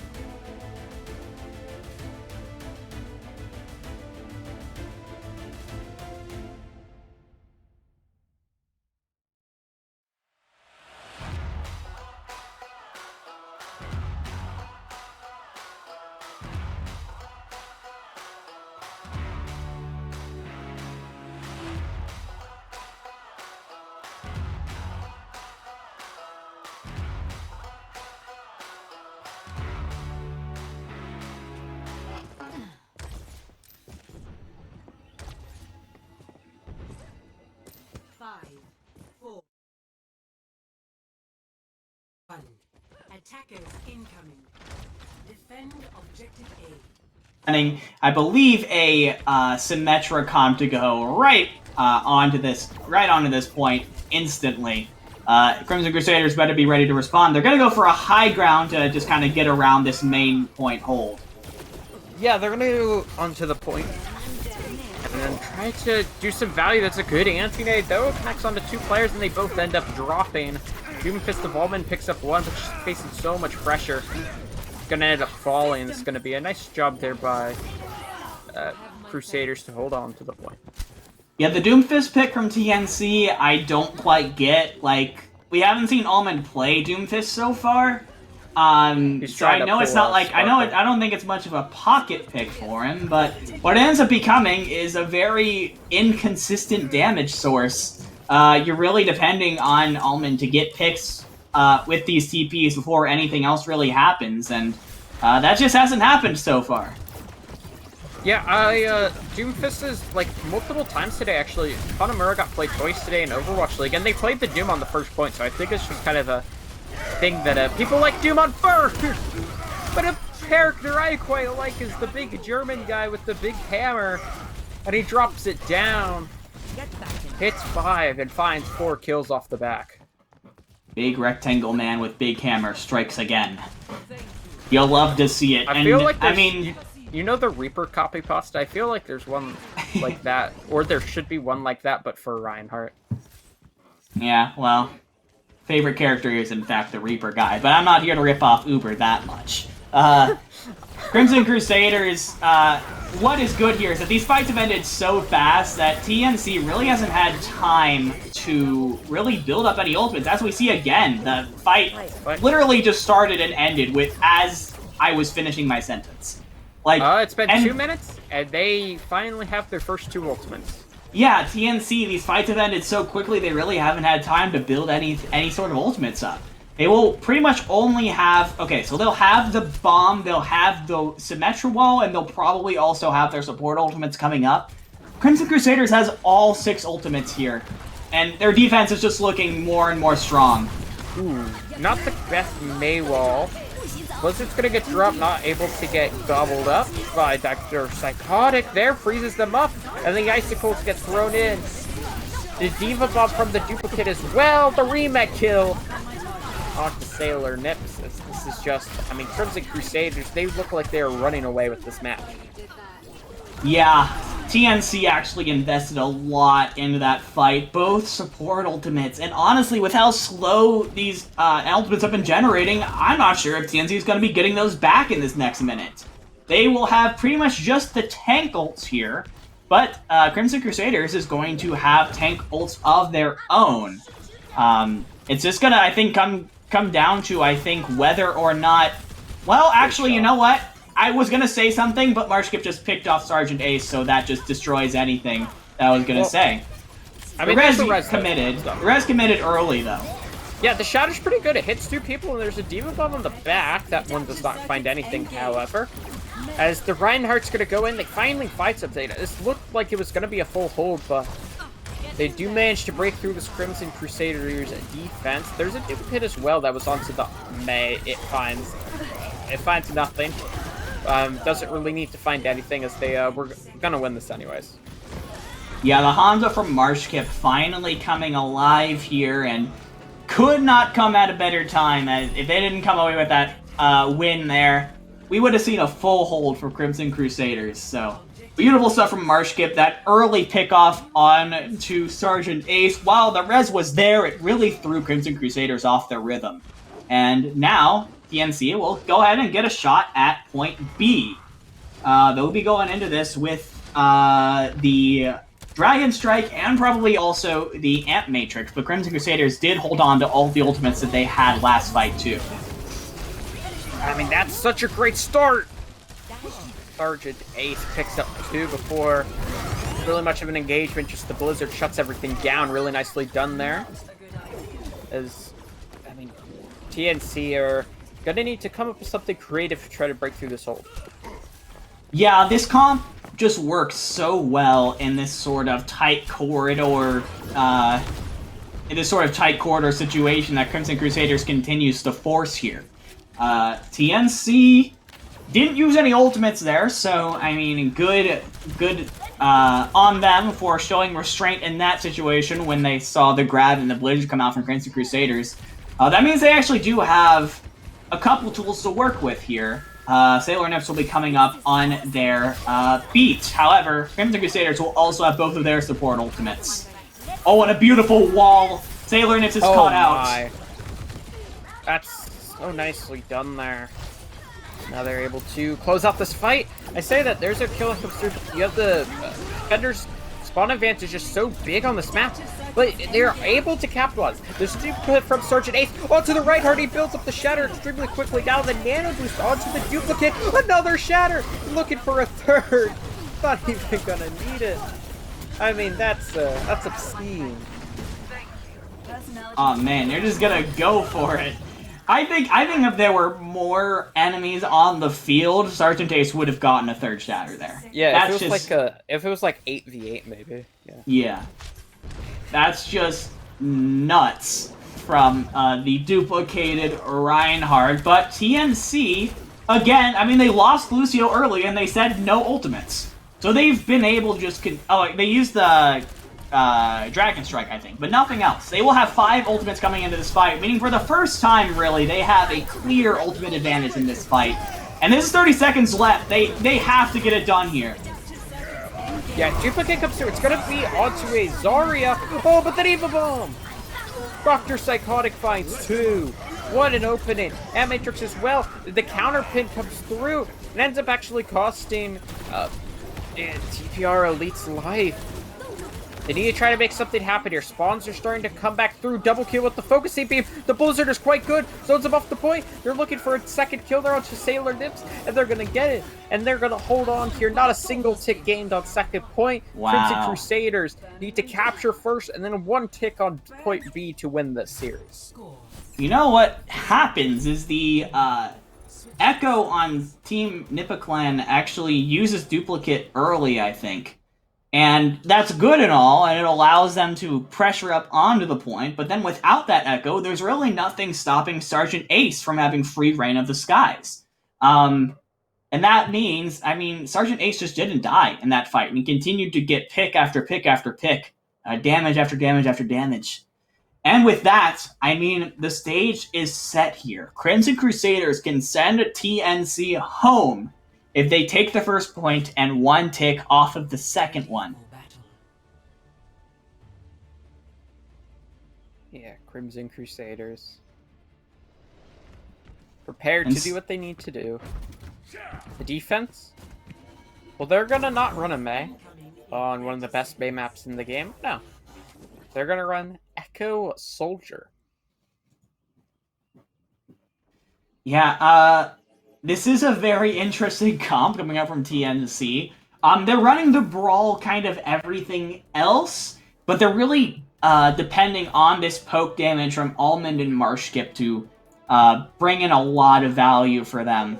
If they can't get value, that's a DC, and looks like we're going back to pause purgatory here. Okay. As it's been such a climactic moment, too. We can't have a pause right now. This is so tragic as well. They're on the defense with 0.4 seconds for their main tank to run from spawn. Oh, you're right. They're the defenders. Which means the main tank is going to be back in... Oh, that's actually terrible. That's actually terrible for TNC. Crusaders, please be nice people and wait for their main tank to come back. Please. Oh, boy. Oh, I don't know. I really hope Crimson Crusaders is actually will actually just kind of, give them a little homie bump and give them 10 seconds for the Ryan to come back, because if not, that is brutal for TNC. There was an Overwatch League game a bit ago. It was the Justice versus the Shock, and the Shock Zarya, he basically his just game just decided, is just I'm gonna continue to walk forward even though you're not pressing any keys. And so he just kind of ended up in the middle of the Justice. And the Justice could have been yeah, we're just gonna kill you and get a free fight win, but they let him get back. It's a homie bump. So You know, Maybe Crimson we'll Crusaders can do this. see, but it still does say the fact that, you know, TNC is running a bit of an unorthodox comp, and they are depending on Echo and Soldier to get a lot of value. Will they get it? We will come back to the endless map Hadamora after this quick break.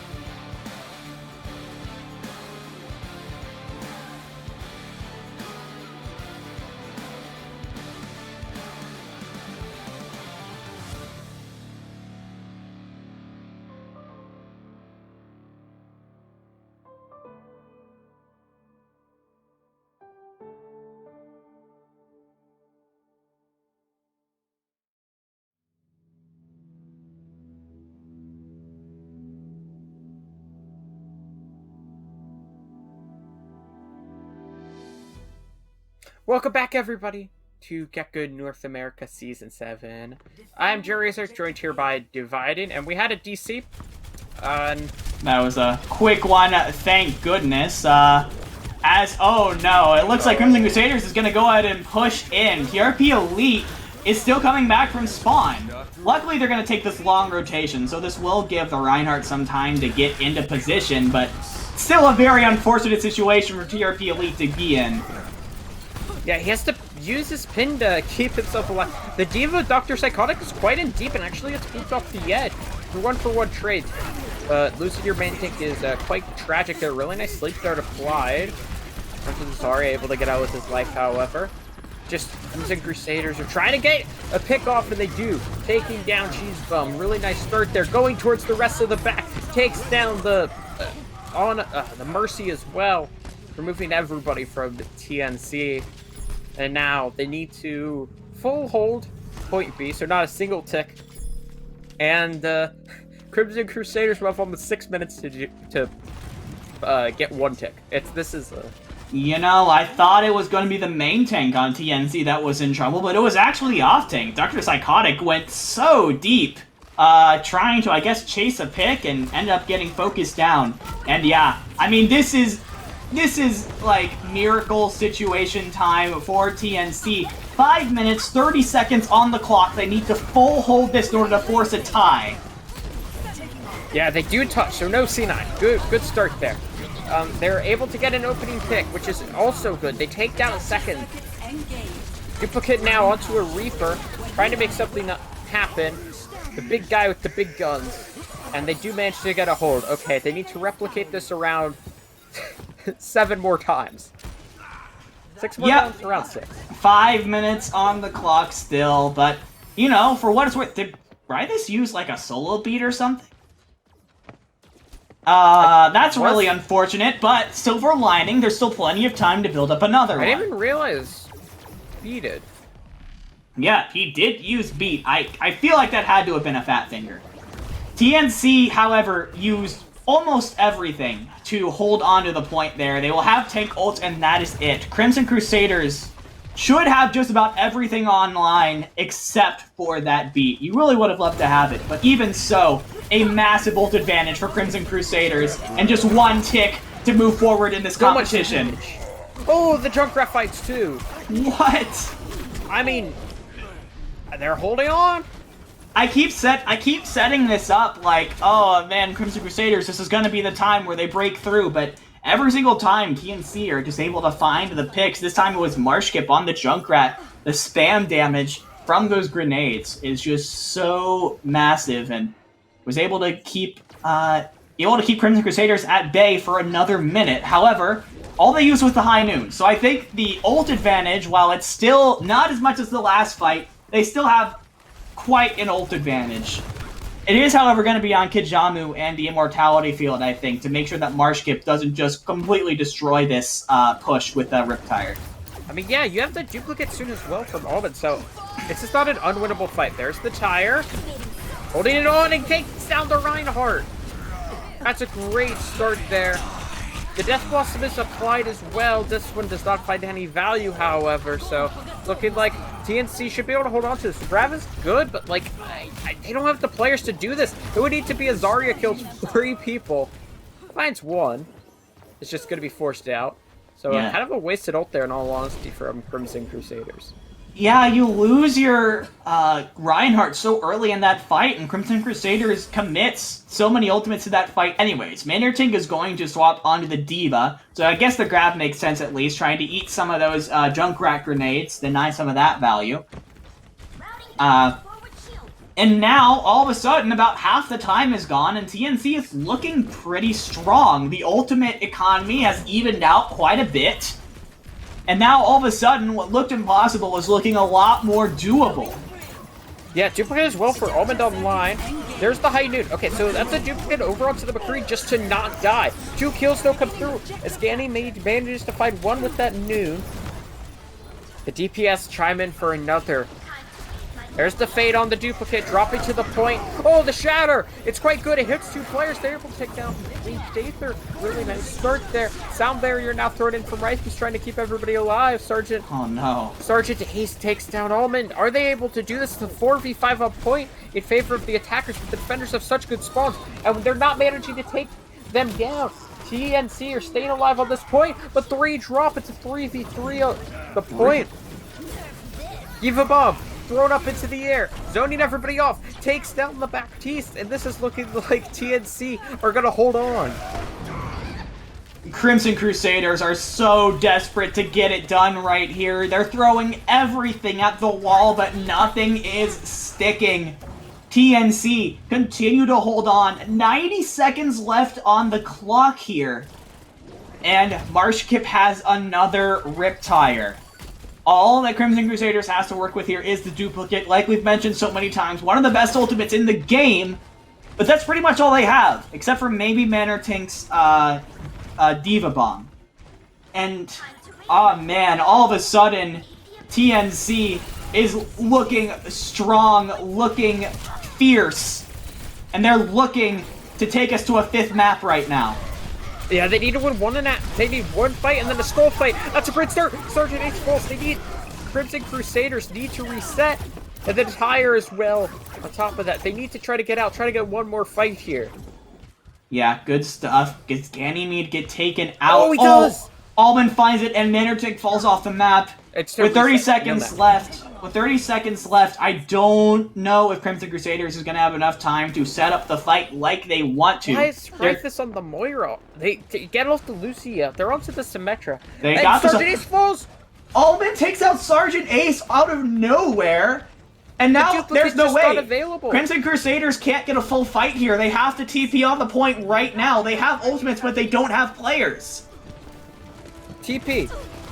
He's not able to get it off. Onto the high ground. Are they able to touch? They do get onto the point. Damage is thrown down in the choke. Backs up. Eva Bomb doesn't find anything. The Reinhardt pins, which leaves him vulnerable. And then he falls. TNC's first player falls. They managed to get a trade, however. And the Reinhardt gets taken down. Almond fights 3. They're gonna be able to do this, it appears. The D.Va Bomb from the duplicate. Ganymede kills 3. It's the duplicate. Almond needs to try to clutch up. Stolen for as long as possible. Gonna get knocked out of the back. The Reinhardt is now returning to the fight. The shatter hits nothing, and all it hits is the Symmetra shield. The D.Va Bomb. No, Ganymede. Ganymede picks out past the Symmetra wall, and I don't know if they're going to be able to do this now. Sergeant Ace fights 2 kills with the focusing beam as the respawns are starting to come back through. The total mayhem takes down 1. The DMAC comes through. Wrecking Ball now on board for TRP. The shatter comes through. It's just the Wrecking Ball to stall. Then I don't know if they're going to be able to stall for much longer. Doomfist has returned to the fight. Lucio as well. Riptire comes out from the spawn room, looking to take down the Reinhardt, does so successfully. Last second touch from Mattertain comes through. The Coalescence burning everybody down, and they're gonna get the kills. And I think they may be able to do this. This is all of a sudden It's a 3v4 on the point. Ultimates are online now. Diva Bob for both sides. Oh, Dr. Psychotic was 99 to it, so they're not able to use it to stay in this. And Crimson Crusaders take the series. Wow. I mean, I don't even know what to think about that last fight. That was so much that happened in that, like, 2-minute stagger fight there. Holy... Wow.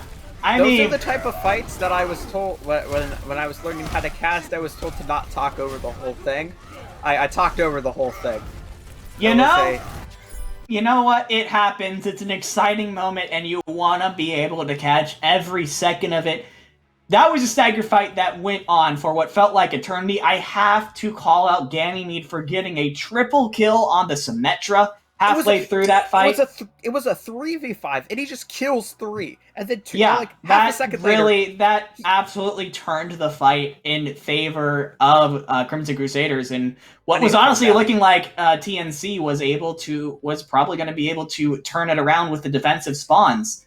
Crimson Crusaders are able to use their ultimates effectively. TNC forced onto the back foot by sort of a not super well placed Reinhardt pin to start the fight, losing her main tank so early in that fight, left them on the back foot for pretty much that entire stagger. And in the end, it is Crimson Crusaders who are just barely able to edge out this win today and move forward in the losers bracket.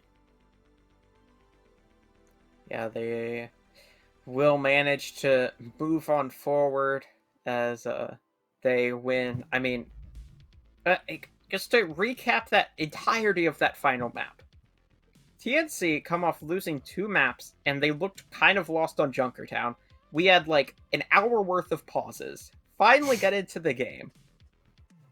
TNC get held at second, not a single tick. Crimson Crusaders have 6 minutes to get 1 tick, get held down to overtime, start the fight down 3 players, then just like Ganymede just kills 4 people. And then they stall for another 30 seconds, and then they get their respawns in, and then somehow win a fight when the defenders have the respawn advantage. It was insanity. I mean, those are the kinds of fights that separate the decent teams from the really good teams. The teams that are able to keep their composure in moments like that, who are able to, when all hope seems lost, keep on saying winnable, keep up the momentum. And Crimson Crusaders, when the going got tough, were able to pull through. And we will see them back in ELO Hell next week. Unfortunately for TNC, their season ends here, but I think an incredible effort coming out from that team. I think if a couple things had gone differently, we could very easily have seen them as the victors of today's match. Yeah, and while TNC are going home, I'm going to go to sleep. That's going to be it for us here at GitGud. I was Joe Razor, joined here by Dividing. Big shout out to Eka, who's our producer today. And then we had Even and Vinny doing the observing for today's match. Big shout out to them for making everything possible. I mean, me and Dividing, we just talk. They got to do like the complicated stuff. I don't even know how most of this works. They just tell me to click a couple buttons and then I had to talk. It's great. But yeah, big shout out to them. But yeah, it's gonna be it for us. We do hope to see you around next week as our playoffs continue then. But until then, we'll see you later. Bye. In a totally imaginary world where the government allows a virus to sweep the globe and every city is on lockdown, one company is there to connect us all. ExpressVPN. Sign up at expressvpn.com/EloHell and enjoy America's content without the, well, you know, America. This ad made with 100% grass-fed, cage-free, wild-caught, no GMO, organic Americans. Vegan-friendly. Availability upon request.